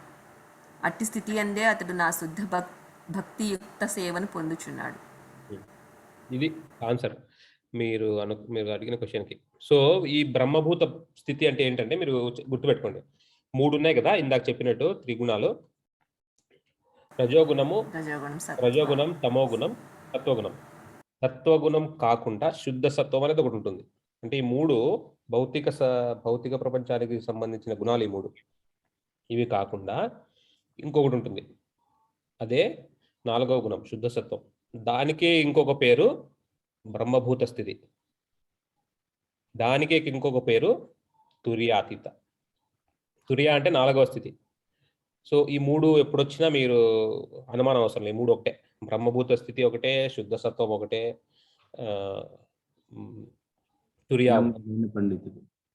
సో ఈ 3 ఇదంతా మనకి స్వభావం అనమాట. మనకి యాక్చువల్గా మన ఆత్మ ఉండే పరిస్థితి ఇదే. ఒకటే పని, ఇక్కడ చేతో దర్పణ మార్జనం జరగాలంటే అద్దాన్ని మనము తుడిచేసినట్టు, దుమ్ముని, అద్దం మీద చేరుకున్న దుమ్ముని తుడిచేసినట్టు మనము ఒక ప్రక్రియని ఒక సాధనం చేసుకుంటూ క్లీన్ చేయాలన్నమాట అద్దాన్ని. ఎప్పుడైతే క్లీన్ చేస్తామో అద్దం పూర్తిగా క్లీన్ అయ్యి అప్పుడు మన నిజస్వరూపం మనకు కనపడుతుంది. అంటే ఇది బ్రహ్మభూత స్థితికి మనం చేరుకుంటాం. ఈ స్థితికి చేరుకోవడానికి చేసే ప్రయత్నమే ఈ భక్తియుక్త సేవ, కృష్ణ చైతన్యం. సో ఇదంతా ఫాలో అయితే మనకు జరిగేది ఏంటంటే, మనలో ఉండే ఈ దుమ్ము, మన హృదయం మీద కూడుకున్న దుమ్ము అంతా క్లియర్ అవుతుంది. క్లియర్ అవడం వల్ల మన నిజస్వరూపం మనకు తెలుస్తుంది. దాన్నే బ్రహ్మభూత స్థితి అంటారు. ఒక్కసారి బ్రహ్మభూత స్థితికి వెళ్ళినప్పుడు మనకి మీరు చెప్పినట్టు అందరినీ సమానంగా చూడడం జరుగుతుంది. అప్పుడు దాకా జరగదు, ఎందుకంటే మనం ఇంకా ఈ భౌతిక పరిస్థితిలోనే ఉన్నాం. ఈ త్రిగుణాలతోనే కొట్టుమిట్టాడుతున్నాం. 3వ అధ్యాయం 27వ శ్లోకం చెప్పినట్టు. దీనికి ముందు ఇచ్చిన రిఫరెన్స్ నెంబర్స్ ఒకసారి చెప్తారా? 1854 కంటే ముందు అదే 1323 మాతాజీ. 1323 పండిత సమదర్శన, పండితులకు ఒకళ్ళకి మనం చూడగలుగుతారని ఉంది కదా. 518 మాతాజీ, 518. హరే కృష్ణ, థ్యాంక్ యూ ప్రభు. అదొకటి. తర్వాత నెక్స్ట్ క్వశ్చన్ మీది, chanting is not enough, you really need to go to temple, apart from chanting we do సేవ. చాంటింగ్ చేస్తారు మాతాజీ, బాగానే ఉంది. సేవ చేయాలి మాతాజీ. ఒక ఫర్ ఎగ్జాంపుల్ ఎట్లంటే, నా క్వశ్చన్ ఏంటంటే అపార్ట్ ఫ్రమ్ చాంటింగ్ అండ్ సేవ do we really need required to go to temple అనేది నా క్వశ్చన్ ఫ్రేమింగ్ తప్పు ఉండొచ్చు. ఓకే, టెంపుల్ అవసరం మాతాజీ. ఇంట్లో హోమ్ ట్రీట్మెంట్కి హాస్పిటల్లో ట్రీట్మెంట్కి తేడా ఉన్నట్టు, కొన్ని ఇంజెక్షన్లు ఇంట్లో ఇవ్వలేరు, హాస్పిటల్ సెటప్ ఎలా ఉంటుందో ఆ విధంగా టెంపుల్ వర్షిప్ అవసరం. ఎందుకంటే ఇంట్లో మనకి చాలా ప్రాబ్లమ్స్ ఉంటాయి. మనకి ఇంట్లో సత్వగుణం కంటే రజోగుణం తమో గుణాలు ఎక్కువ ఉంటాయి. కాబట్టి అక్కడ మనకి సాధన పూర్తిగా జరగదు. సో టెంపుల్ చాలా ఇంపార్టెంట్. దేవాలయాల్లో ఏం జరుగుతుందంటే, ఎస్పెషల్లీ మనం కృష్ణ చైతన్యంలో ఉండే ఇస్కాన్ టెంపుల్స్ చూసినట్టయితే మీరు, ఇప్పుడు అనుత్తమ్ ప్రభు ఉన్నారు అక్కడే, అక్కడ సాధన చాలా ఏమంటారు దాన్ని, స్ట్రిక్ట్గా జరుగుతుంది. అసలు ఏమాత్రము వ్యత్యాసం లేకుండా ప్రతి ఒక్కటి టైమింగ్ ఫాలో అవుతూ, ఇవన్నీ మనకి ఇంట్లో ఫాలో అవడం కష్టం. మీరు ఇంట్లో రోజు 5 గంటలకు లేచి నేను మంగళారతి చేస్తాను అనుకోండి, ఏదో ఒక రోజు తప్పుతుంది. అదే టెంపుల్ అలా జరగదు. ఎందుకంటే లైక్ మైండెడ్ పీపుల్, మనకు అదే విధంగా ఆలోచించే వాళ్ళు, పూర్తిగా శరణు పొందిన వాళ్ళు, అలాంటి వాళ్ళు చాలా మంది టెంపుల్లో ఉంటారు. సో ఇలాంటి వాళ్ళు కలిసి ఈ టెంపుల్ని రన్ చేయడం వల్ల ఏమవుతుందంటే అక్కడ వైబ్రేషన్ ఎక్కువ ఉంటుంది. కాబట్టి టెంపుల్ వర్షిప్ చాలా ఇంపార్టెంట్. మన సేవ కూడా టెంపుల్ ద్వారా చేస్తేనే దానికి ఎఫెక్ట్ ఎక్కువ ఉంటుంది. మనం సొంతంగా నేను పోయి 100 మందికి భోజనం పెట్టేస్తానని పెట్టినారనుకో, పెట్టచ్చు మీరు, మంచిదే. కానీ టెంపుల్ ద్వారా పెడితే ఇంకా మంచిది. సో ప్రసాదాన్ని మనం చేయగలిగింది చూడండి. ఇప్పుడు మేము ఇందాక చెప్పినట్టు నాన్ వెజ్ తినే వాళ్ళకి మీరు బోధన చేయలేరు, వాళ్ళకి ఎక్కదు. మీలో టెక్నికల్గా ఎవరైనా ఉంటే నేను చెప్పదలుచుకునేది ఏంటంటే, టెక్నికల్గా ఎట్లా ఉంటుందంటే, నెట్వర్క్ ఉంటుందండి కమ్యూనికేషన్కి పోర్ట్స్ అనేది ఒకటి ఉంటుంది, ఫైర్ వాల్ అనేది. అవి ఓపెన్ అవ్వ వాళ్ళకి, అంటే కమ్యూనికేషన్ లోపలికి వెళ్ళదు. మీరు ఎంత చెప్పినా బయటకే. బుర్రలోకి ఎక్కనీడు కృష్ణుడు. ఎందుకంటే వాళ్ళకి చేసిన పాపాలు వాళ్ళు అనుభవించాలా. ఒక్కసారి కృష్ణ చైతన్యంలోకి వస్తే వాళ్ళ పాపాలందరూ కృష్ణుడు తీసేయాల. సో ఆ తీసేయకుండా మాయా కృష్ణుడు ఇద్దరు చాలా అడ్డుపడతారు ఆ పరిస్థితి రాకుండా. మీకు లోపల నుంచి, ఆ వ్యక్తికి లోపల నుంచి దృఢంగా ఇది కృషి, అతని లోపల నుంచి అతనికి దృఢమైన విశ్వాసం కానీ అతనికి కోరిక లేదంటే ఇది కృష్ణుడి లోపల నుంచి ఆయనకు అనుమతించాడు. అందుకే మీరు చాలాసార్లు చూస్తే ప్రసాదం కూడా తీసుకోవడం వాళ్ళు వెళ్ళిపోతారు పక్కకి. చాలా పాపం ఉంటుంది వాళ్ళలో, ప్రసాదం కూడా దొరకదు వాళ్ళకి. సో అందుకని మనం ట్రై చేయాల్సింది 2 విషయాలు, జపం చేయండి అని చెప్పడం, ప్రసాదం ఇవ్వడం. అందుకే మీ కృష్ణ చైతన్యంలో మన గుళ్ళలో చేసేది మెయిన్ 2 పనులు. జపం చేయండి అని అడుగుతారు. జపం చేయండి అని అడిగితే ఏమవుతుందంటే, ఏదో విధంగా జపం చేస్తూ వాళ్ళలో సీరియస్ అవుదామనే కోరిక కలుగుతుందని జపం చేయమంటారు. ప్రసాదం తీసుకుంటే వాళ్ళ హృదయంలో కొద్దిగా మార్పు చెంది వాళ్ళు కొద్దిగా ప్యూర్ అవుతారనే ఉద్దేశంతో ప్రసాదం తీసుకోమంటారు. సో ప్రసాదం కూడా గుడి నుంచి వచ్చే ప్రసాదం చాలా ముఖ్యమైనది. సో ఈ విధంగా 2 పనులు చాలా ఇంపార్టెంట్. ఆ తర్వాత నిదానంగా మార్పు చెందుతుంది. కాబట్టి గుడి చాలా ఇంపార్టెంట్. భక్తుల సాంగత్యం అనేది చాలా ముఖ్యమైనది మాత్రం. గుడిలో మనం గుడికి వెళ్ళేది మనం దేవుడి గురించి కాదు, ఎక్కువ గుడికి వెళ్ళాల్సింది ముఖ్యమైన విషయం ఏంటంటే గుడిలో సాంగత్యం, సాధు సంఘం దొరుకుతుంది. కాబట్టి అక్కడ దొరికే సాంగత్యమే ఇంపార్టెంట్. ఆ విధంగా చాలా విషయాలు, మనకు తెలియని విషయాలు చాలా నేర్చుకునే అవకాశం ఎక్కువగా ఉంటుంది. వాళ్ళు మనల్ని ఏ సేవ చేయమని చెప్తే ఆ సేవలో మనం చేయటం వలన చాలా విషయాలు తెలుస్తూ ఉంటాయి అన్నమాట మనకి తెలియకుండానే. అందువలన భక్తుల సాంగత్యం చాలా ముఖ్యం. ఒక స్టోరీ ఏంటంటే, భక్తి సిద్ధాంత సరస్వతి అని ప్రభుపాదుల వారి గురువు, ఆయన దగ్గరకు ఒక డాక్టర్ అనుకుంటా, డాక్టరో మరి లాయరో వస్తాడు. డాక్టర్ అనుకుంటా వచ్చి, నాకు ఒక క్వశ్చన్ ఉంది మిమ్మల్ని అడుగుతాను, డిమాండ్గా అడుగుతాడు. మనం ఎప్పుడు అలా అడగకూడదు. ఒక గురువు దగ్గర ప్రశ్న అడిగితే ప్రతి పరిప్రశ్న చేయాలా. అంటే 3వ చాప్టర్ 14 చెప్పినట్టు 434లో చెప్పినట్టు ప్రశ్న అనేది చాలా మర్యాదపూర్వకంగా అడగాల. తత్విద్ధి ప్రణిపాతేన పరిప్రశ్న సేవయ ఉపదేశతే జ్ఞానం జ్ఞానిన సత్యదర్శన. సో వినయపూర్వకంగా క్వశ్చన్ అడగాల. కానీ అతను వినయపూర్వకంగా అడగలేదు. ఆయన చాలా గంభీరంగా అడిగాడు అనమాట క్వశ్చన్, అహంకారంగా అడిగితే ఆయన ఆన్సర్ చెప్పలేదు. సరే నువ్వు అక్కడ లోపల కిచెన్ బయట సామాన్లు ఉంటారు కదా, అక్కడికి వెళ్ళు, అక్కడ నీకు ఫస్ట్ ఆ పని ఉంది, అది చేసుకుని రా. ఆయన వెళ్తాడు. అక్కడికి వస్తేనే ఆయన కోసం ఏదో వెయిట్ చేస్తున్నట్టు వాళ్ళందరూ పూజారులు పిలిచి అరారా అని చెప్పేసి సామాన్లు ఇస్తారు బాగా కడగడానికి. బాగా చాలా ఉంటాయి సామాన్లు, మన టెంపుల్ ఉండే వాళ్ళకి తెలుసు. కడుగుతూనే ఉంటారు. కడిగిన తర్వాత లాస్ట్లో అయిపోతుంది కడగడం, వచ్చేస్తాడు. వచ్చేసిన తర్వాత అడుగుతాడు, ఏంటి నీ క్వశ్చన్ అని. ఆన్సర్ దొరికింది, అవసరం లేదు. సో అక్కడ పోయి అక్కడ ఆ సేవ చేయడం వల్ల ఆయనకి ఏమవుతుందంటే, ఆ క్వశ్చన్కి ఆయన లోపల నుంచే ఆయన అంటే మనకు తెలుసుకున్నప్పుడు, మనం క్వశ్చన్ వచ్చినప్పుడు మనం ఆలోచిస్తుంటాం దానికి ఆన్సర్ ఏమైండొచ్చు. మనకు ఆన్సర్ అడ్జస్ట్ అవ్వదు చాలాసార్లు. మనం అడిగే పరిస్థితి వచ్చేస్తుంది. కొన్నిసార్లు మనకు ఆన్సర్ మనకు లోపల నుంచి వచ్చేస్తుంది. సో ఆ విధంగా ఆయనకి ఆ పని చేసేటప్పుడు వచ్చేసింది అన్నమాట ఆన్సర్. సో ఆయన మళ్ళీ అడిగితే చాలా థ్యాంక్స్, నాకు వచ్చేసింది ఆన్సర్ అని చెప్పి. ఆయన అడిగిన క్వశ్చన్ ఏంటి ప్రభు, తెలుసుకోవచ్చు? క్వశ్చన్ ఏదో ఉంది ప్రభు, నాకు తెలిసి అది మధ్యలోనే ఎక్కడో ఉంది. ఓకే తెలియదు. బట్ సారాంశం అంటే ఇది, ఆయనకి ఆన్సర్ దొరికిపోతుంది. సో ఆ విధంగా temple worship important. Next question Venugopal ప్రభు.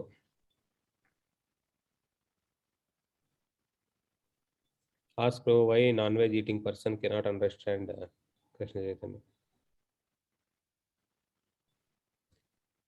నాన్ వెజ్ ఈటింగ్ అదే ప్రభు ఇందాక చెప్పినట్టు వాళ్ళకి ఇగ్నోరెన్స్ అంటే తమో గుణం ఎక్కువ ఉంటుంది. వాళ్ళు అధమ స్థాయిలో ఉన్నారు కాబట్టి వాళ్ళకి అర్థం కాదు. మనం ఎంత ప్రయత్నం చేసినా, మనం ప్రయత్నం అయితే మనం చేయాలా. అది వద్దు ఇంక అర్థం కాదని మనం వదిలేయకుండా, మనం ఈ రెండు విషయాలు ముఖ్యంగా. అది హరే కృష్ణ ప్రభు. ఇది తెలియాలంటే మానేసిన తర్వాతకి మానకు ముందున్న దానికి ఫీల్ అయితేనే కానీ తెలియదు, ఎవరు చెప్పలేరు. వాళ్ళే కొన్ని రోజులు కొన్ని మంత్స్ మానేసి చూస్తే వాళ్ళకే అర్థమవుతుంది అనమాట. మేము కూడా అంతే. మీ టీచర్స్ మేము తర్వాత కన్వర్ట్ అయ్యాం కదా, అది ఒకళ్ళు చెప్తే తెలియదు. మీరు కొన్ని మంత్స్ మానేసిన తర్వాత మీరు అబ్జర్వ్ చేస్తే ఏంటి ముందుకి డిఫరెన్స్, ఇప్పుడు ఉన్న దానికి డిఫరెన్స్ అనేది మీకు వాళ్ళకే తెలుసుకోవాలి. చాలా మంది మాలో కూడా అంతే కదా, మానేసిన తర్వాతే ఫిలాసఫీ అర్థమవుతుంది. జపం స్టార్ట్ చేసిన తర్వాత ఇంకా బాగా అర్థమవుతుంది. దీక్ష తీసుకున్న తర్వాత ఇంకా బాగా అర్థం. సో ఇవన్నీ స్టేజెస్. మనం ఎలాగైతే ఈ బ్రహ్మభూత స్థితి అతి అంటే అది టాప్ అన్నమాట. సో దీని కింద ఇవన్నీ స్టేజెస్. సో ఒకదాని తర్వాత ఒకటి పెరుగుతారు. ఇంకేమైనా క్వశ్చన్స్ ఉన్నాయండి?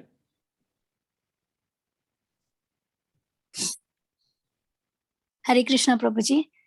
Please accept my humble presences. Prabhuji, మీరు ఇంతకు ముందు చెప్పేటప్పుడు భరత వర్షంలో అంటే భరత వర్షం ఒకప్పుడు కింగ్ మొత్తం హోల్ వరల్డ్ మొత్తం అన్నారు కదా, కానీ శ్రీ చైతన్య మహాప్రభు చెప్పారు ఎవరైతే భరత వర్షంలో పుట్టారో వాళ్ళు ఫారిన్ కంట్రీస్ కూడా వెళ్ళి ప్రీచ్ చేయాలి అనేసి. సో ఆ టైంలో పర్టికులర్లీ భరత వర్షం అంటే ఓన్లీ ఇండియానేనా, లేకపోతే అప్పుడు కూడా అది హోల్ వరల్డ్ కే చెందుతుంది? తెలిసి బ్రిటిష్ వాళ్ళు వచ్చేసిన తర్వాత, కలియుగం మొదలుపెట్టిన తర్వాత కృష్ణుడు పరీక్షిత్ మహారాజు పిల్లలు ఆఫ్ఘనిస్తాన్ వైపు ఇటువైపు వాళ్ళకి రాజ్యాలు ఇవ్వడం జరిగింది. తర్వాత స్లోగా డివైడ్ అవ్వడం జరిగింది దేశాలు. సో ఆ విధంగా భరతవర్షం ఇప్పుడు ఇండియా ఇంతకుముందు స్వాతంత్రం రాకముందు, బ్రిటిష్ వాళ్ళు రాకముందు ఆఫ్ఘనిస్తాన్ నుంచి బాలి దాకా ఉండేది ఇండియా అంటే. ఇప్పుడు ఆఫ్ఘనిస్తాన్ వెళ్ళిపోయింది, రీసెంట్గా పాకిస్తాన్, బంగ్లాదేశ్ వెళ్ళిపోయింది. ఇప్పుడు అది మొత్తం మిగిలింది. భాగవతంలోనూ ఇక్కడ చెప్పిన దాని ప్రకారం కలియుగం ఆఖరికి ఈ గంగా నది ఒడ్డున మాత్రమే భారతవర్షం మిగులుతుంది. మొత్తం చీలిక జరగడం, అక్కడొక్కటే ఇండియా అక్కడ ఒకటే మిగులుతుంది, అక్కడే కల్కి జన్మిస్తాడనమాట. సో ఇది మాత్రం చెప్పబడింది. సో ఇదంతా నార్మల్గా జరుగుతున్న విషయమే. జనరల్గా పురాణాల్లో మనకి మహాభారతం చూసుకున్న పరీక్షిత్ మహారాజు వరకు, పరీక్షిత్ మహారాజు ద్వాపర యుగానికి లాస్ట్ రాజు, కలియుగానికి మొదటి రాజు అని కూడా చెప్పుకోవచ్చు. కానీ అప్పటికే కలియుగం స్టార్ట్ అవడం అదేంటంటే ఇప్పుడు మధ్యాహ్నానికి రాత్రికి మధ్యలో సాయంత్రం ఎలానో ఆ పీరియడ్ అనమాట అది. సో కలియుగ ద్వాపర యుగం ఆఖరికి కలియుగం మొదలవడం మధ్య సంధ్య అంటారు కదా, ఆ సంధ్య యాక్చువల్గా మనం ఇప్పుడు కూడా సంధ్యలోనే ఉన్నాం అనుకోండి. ఇప్పుడు కూడా సంధ్యనే, కాకపోతే కలియుగంలో ఇవన్నీ అవకాశం లేదు. ఇప్పుడు కూడా సంధ్య నడుస్తుంది. ఇంకొకటి ప్రభుజీ, మీరు సూర్యుడు సూర్యవంశం చంద్రవంశం అన్నారు కదా. ఇప్పుడు సూర్యుడు కింగ్ లాగా వేరే ప్లానెట్ లో సూర్యలోకంలో ఉన్నారు. సో అక్కడ లోకం ఉన్నప్పుడు ఇక్కడ వంశం ఎలా వచ్చింది? చంద్రవంశం గాని సూర్యవంశం గాని వాళ్ళకి సపరేట్ గా సూర్య ప్లానెట్ ఉంది. అంటే మదది ఇంతకు ముందు మను అనే ఒక మను ఉండేవాడు అనమాట. మను నుంచి మానవులు పుట్టారు, మానవులు కంటిన్యూ అయ్యారు, అందుకనే మానవ అంటారు మనల్ని. సో మను మొదటి మానవుడు, కానీ మను ఎవరికొకరు పుట్టిండాలి కదా. సో ఆ విధంగా అనమాట. ఆ విధంగా మనం చూస్తే ఫస్ట్ ప్రజాపతిస్ ఉంటారు. ప్రజాపతిస్ అంటే మన అందరినీ పుట్టించిన వాళ్ళు అనమాట, జనాలని పుట్టించిన వాళ్ళు, రాక్షసుల్ని, దేవతలను, మనుషులను అందరినీ పుట్టించిన వాళ్ళు ప్రజాపతి. వాళ్ళు ఇక్కడ ఉండరు, వాళ్ళకి వేరే లోకం ఉంటుంది. సో ఆ విధంగా ఇంతకు ముందు మనం ఇక్కడ ఈ దేశం నుంచి ఆ దేశంకి ఎలా వెళ్తామో, ఇంతకు ముందు ఆ లోకం నుంచి ఈ లోకంకి వెళ్ళేవాళ్ళు. ఆ విధంగా. సో ఇప్పుడు మనం భారతం రామాయణం చూసుకుంటే, రామాయణం స్టార్టింగ్లో దశరథ మహారాజు యజ్ఞాలు చేసేటప్పుడు శివుడు, బ్రహ్మ, విష్ణు ముగ్గురు వస్తారు వేరే లోకాల నుంచి. వాళ్ళు ముగ్గురు వస్తారు యజ్ఞానికి. వచ్చి అక్కడ డిస్కస్ చేసుకొని, నేను నీ కడుపులో నేను పుడతాను 4 రూపాల్లో అని చెప్పే వెళ్తారు ఆయన. సో ఇవన్నీ ఉన్నాయి. అంటే అప్పుడులో జరిగేది, ఇప్పుడు జరగవు అంతే. ఇప్పుడు మనం టఫ్ సిలబస్ ఇస్తే ఎలా పాస్ అవ్వమో లోవర్ సెక్షన్స్ లో ఉండేవాళ్ళు, అలా మనకి ఈజీ సిలబస్ ఇచ్చేస్తారన్నమాట. మనకి ఇవన్నీ మనకి బుర్రకెక్కవు, ఇవన్నీ మనం భరించలేము, కాబట్టి జపం ఒకటే చేసుకోండి, జపంలోనే అన్నీ ఉన్నాయి అని చెప్పేసి అదొక్కటి ఈజీ మార్గం ఇచ్చేసి వెళ్ళిపోయినారు. సో ఇప్పుడు ఇవన్నీ కాదు, ఓన్లీ జపం ఒకటే నడుస్తుంది. ఓకే ప్రభుజీ. ఇంకొకటి ఏంటంటే, మీరు భరత మహారాజు ఒకప్పుడు ఫస్ట్ కింగ్ గా ఉన్నారు, మళ్ళీ డీర్ అయ్యారు అని చెప్పారు కదా. అలాగా అంటే ఇంకా తర్వాత జడభరత్ లాగా కూడా ఉన్నారు. సో అలాగే ఎవరైనా అంటే ఇప్పుడు కానీ కొంతమంది డివోటీస్ గా ఉండొచ్చు, బట్ వాళ్ళు ప్రీవియస్ లైఫ్స్ లో ఒక కింగ్ లాగే అలాగే ఉండొచ్చు ప్రభుజీ వాళ్ళు కూడా? అయిండొచ్చు. సో బేసిక్ గా మనకేంటంటే ఆ శ్లోకాన్ని బట్టి మనం అర్థం చేసుకోవడం ఏంటంటే, ఇప్పుడు డివోటీస్ అంటే భక్తుల కుటుంబాల్లో జన్మించే వాళ్ళు ఆల్రెడీ వాళ్ళకి మనం పడిన కష్టాలు అవసరం లేదు. డైరెక్ట్ గా వాళ్ళు జపం మొదలు పెట్టేసి ఈ యుగానికి సంబంధించినంత వరకు ఈ యుగంలో జపమే యజ్ఞం కాబట్టి, జపయజ్ఞమే ముఖ్యం కాబట్టి, ఈ జన్మలో జపమాల వాళ్ళు పుట్టినప్పటి నుంచి పక్కనే ఉంటుంది కాబట్టి అంతకంత అదృష్టం ఏది ఉండదు. సో ఇంకా అంత అదృష్టం వచ్చింది అంటే వాళ్ళు పెద్ద పుణ్యం చేసుకునే ఉంటారు. మరి లేదంటే ప్రాక్టీస్ మధ్యలో ఆపేసి ఏదో విధంగా చనిపోవడం జరిగింటుంది. సో ఈ విధంగా మళ్ళీ మొదలు పెడతారు, అంతే, చాలా సింపుల్ గా. భక్తి యోగా అంటే ఓన్లీ మనం చాంటింగ్ చేయడం, సేవ, టెంపుల్ సేవ, వర్షిపింగ్ కృష్ణ అంతేనా ప్రభుజీ? భక్తి యోగా అంటే ఇంకేమైనా డీప్ గా? ఏమవుతుంది, మీరు అన్ని రూల్స్ ఫాలో అయితేనే మన వరకు స్టార్టింగ్ స్టేజ్ లో ఇదే. మనం పైకి పోయే కొద్దీ మనకి ఇంకా విషయాలు తెలుస్తాయేమో. సో భక్తి తర్వాత ప్రేమ వస్తుంది మాతది, అది ప్రేమ అల్టిమేట్. స్టార్టింగ్ భక్తి అనమాట. అదే స్టార్టింగ్ లో భక్తి మార్గంలో కూడా ఇంకా స్టార్టింగ్ చాంటింగ్. ఓకే ప్రభుజీ. అంటే మనం చాంటింగ్ చేస్తూ ఉంటేనే ఆ ప్రేమ అనేది వస్తుంది, మనకి తెలియకుండానే వస్తుంది ప్రభుజీ. ప్రేమ లాస్ట్ మాతజీ, ప్రేమ అనేది లాస్ట్. లాస్ట్ ఇంకా మరి అది అది హైయెస్ట్ యాజ్ యాజ్ సిమిలర్ మనం ఎలా చెప్పొచ్చు అంటే రాధారాణి గోపికలు గోలోక వృందావనం మొత్తం అదంతా అది డిఫరెంట్ ఇంకా అల్టిమేట్ స్టేట్ అనమాట అది. అయితే బిగినింగ్ స్టార్టింగ్ విత్ సాధన భక్తి, తర్వాత అలా సాధన చేసుకుంటూ వెళ్ళే కొలది ఇంకా కొంచెం ప్రోగ్రెస్ అవుతూ ఉంటాం అన్నమాట, ముందుకెళ్తూ ఉంటాం అన్నమాట. మనము ఈర్ష్య వలన ఇక్కడికి వచ్చేసాం కదా ప్రభుజీ, పైనుండి ఇక్కడ పడ్డాము. మళ్ళీ ఇప్పుడు అక్కడికి వెళ్ళిన తర్వాత మళ్ళీ ఈర్ష్య రాకుండా ఉంటుందా? మళ్ళీ వస్తుందా ప్రభుజీ అలా? కాదని చెప్పాను మా భర్తజీ. ఓకే ప్రభుజీ. కృష్ణుడు చెప్పాడు, నేను చెప్పలేను. కృష్ణుడు చెప్పింది ఏంటంటే జన్మ కర్మ చ మే దివ్యం ఏవం తత్వతః త్యక్త్వా దేహం పునర్జన్మ నైతి మామేతి సోర్జున. ఓ అర్జున, నా జన్మము మరియు కర్మల దివ్యత్వము నెరిగినవాడు దేహమును విడిచిన పిమ్మట తిరిగి ఈ భౌతిక జగత్తును జన్మింపక నా శాశ్వతమ ధామమును నన్నే పొందగలడు. సో దీని ప్రకారం చూసుకుంటే మళ్ళీ రా మనం. ఓకే ప్రభుజీ. సో ఒకసారి వచ్చాము కానీ ఈసారి రాం. ఇంకా మీరు చెప్పారు కదా ప్రభుజీ, తిరుపతిలో అంటే సాక్రెడ్ ప్లేసెస్ లో, హోలీ ప్లేసెస్ లో ఎవరైతే పుడతారో వాళ్ళు లక్కీ అనేసి. సో ఇప్పుడు నాన్ డివోటీస్ గా పుట్టిన వాళ్ళు కూడా లక్కీ అయినా ప్రభుజీ? అంటే వాళ్ళు కూడా అదృష్టం చేసుకున్న వాళ్ళే కదా మాది, వాళ్ళు కూడా లక్కీ కదా మనతో పోలిస్తే. అంటే ఇక్కడ బయట ఇప్పుడు ఏదో ఫారిన్ లో ఎక్కడో చైనాలో పుట్టాడు అనుకోండి, చైనాలో మనకు అసలు దేవుడు అంటే ఎందుకు తెలియదు. నేను ఒకసారి వియట్నాం వెళ్ళినప్పుడు వాళ్ళకి గాడ్ అన్నా, వాళ్ళకి గాడ్ అంటే ఎందుకు తెలియదు. వాళ్ళకి వాట్ ఈస్ గాడ్ అన్నారు వాళ్ళు. Do you know there is something about God in డిక్షనరీలో వాళ్ళకి ట్రాన్స్లేట్ చేసి కూడా చూపించిన వాళ్ళకి గాడ్ అంటే ఎందుకు తెలియదు. వాళ్ళంతా నాస్తికులుగా పుడతారు, వాళ్ళకి అసలు అవన్నీ చెప్పారు అసలు వాళ్ళకి. అసలు ఆ పార్ట్ అనేది వాళ్ళకి తెలియదు అసలు. సో దాంతో పోలిస్తే వీళ్ళు మేలు కదా. వీళ్ళల్లో రావాల్సిన చిన్న చేంజ్ అంతే. అరే నేనేం చేస్తున్నాను ఇక్కడ, నాకు వాళ్ళకి తేడా అయిందని తెలుసుకుంటే అయిపోయింది, అతని జీవితం మారిపోతుంది అక్కడే. అంటే అక్కడ గంట కొట్టేవాడు, పల్లకి మోసేవాళ్ళు వీళ్ళు ఉంటారు. వాళ్ళు యాక్చువల్లీ వాళ్ళు బ్రాహ్మణ కులాల్లో పుట్టిన వాళ్ళు ఏం కాదు. కాకపోయినా వాళ్ళు ఏదో ఎప్పుడో కొంత దేవుడు సేవ చేసుకున్నారు కాబట్టి అక్కడ పుట్టారనమాట. వాళ్ళు చాంటింగ్ చేస్తారా లేదా అనేది మనకు సంబంధం లేదు. ఆ సేవకు వాళ్ళు వినియోగింపబడ్డారంటే అంతకు ముందు వాళ్ళు ఏదో పుణ్యం చేసుకున్నారు కాబట్టి ఇప్పుడు ఆ దేవుడి పల్లకి మోయడం, ఆ దేవుడికి గంట కొట్టడం ఏవో ఒకటి చేస్తున్నారు అనమాట. ఈవెన్ ఫ్రూట్స్ అమ్మినా కానీ ఆ ఫ్రూట్స్ సెల్లర్ కూడా ఒక భక్తుడి ఆకలి తీర్చడం కోసమే అక్కడ ఫ్రూట్స్ అమ్మడానికి అక్కడ ఉన్నాడని అలా అర్థం చేసుకోవాలన్నమాట. ఇది రీడ్ చేస్తే వస్తుంది మాతాజీ, మీకు అర్థమవుతూ ఉంటుంది. మేము కూడా చాలా క్వశ్చన్స్ అడిగే ఉన్నాం, చాలా విసిగించేసాం. మీరు ఫస్ట్ బుక్స్ రీడ్ చేయండి.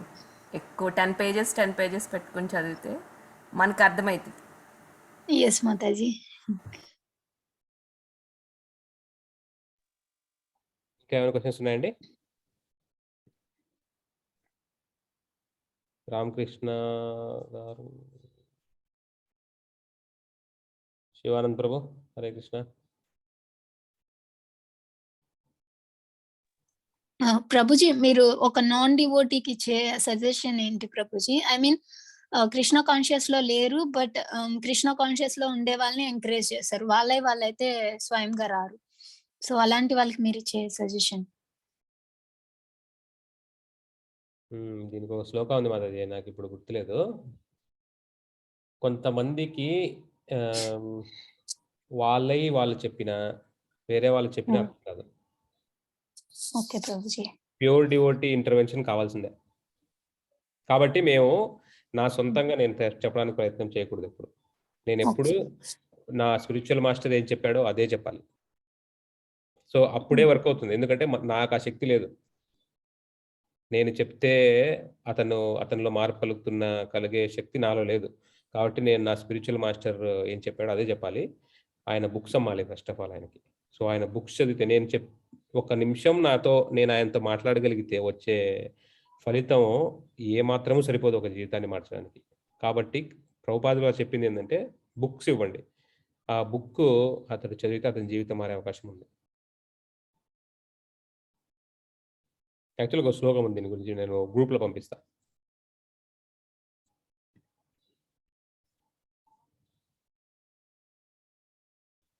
ఇంకేమైనా క్వశ్చన్స్ ఉన్నాయా మాతాజీ?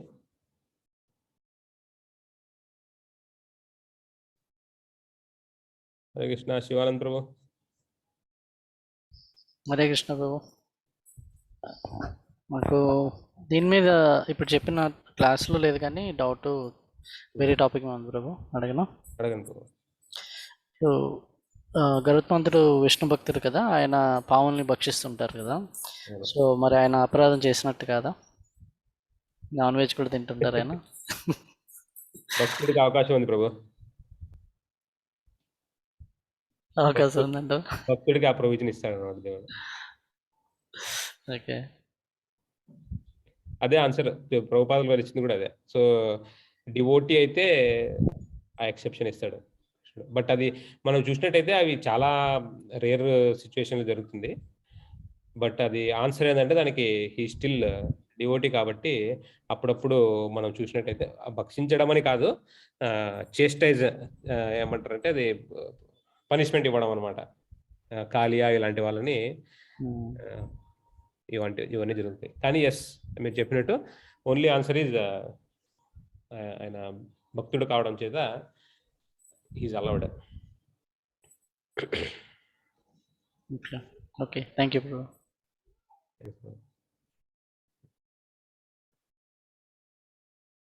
సరే అండి, అందరి కృతజ్ఞతలు జాయిన్ అయినందుకు.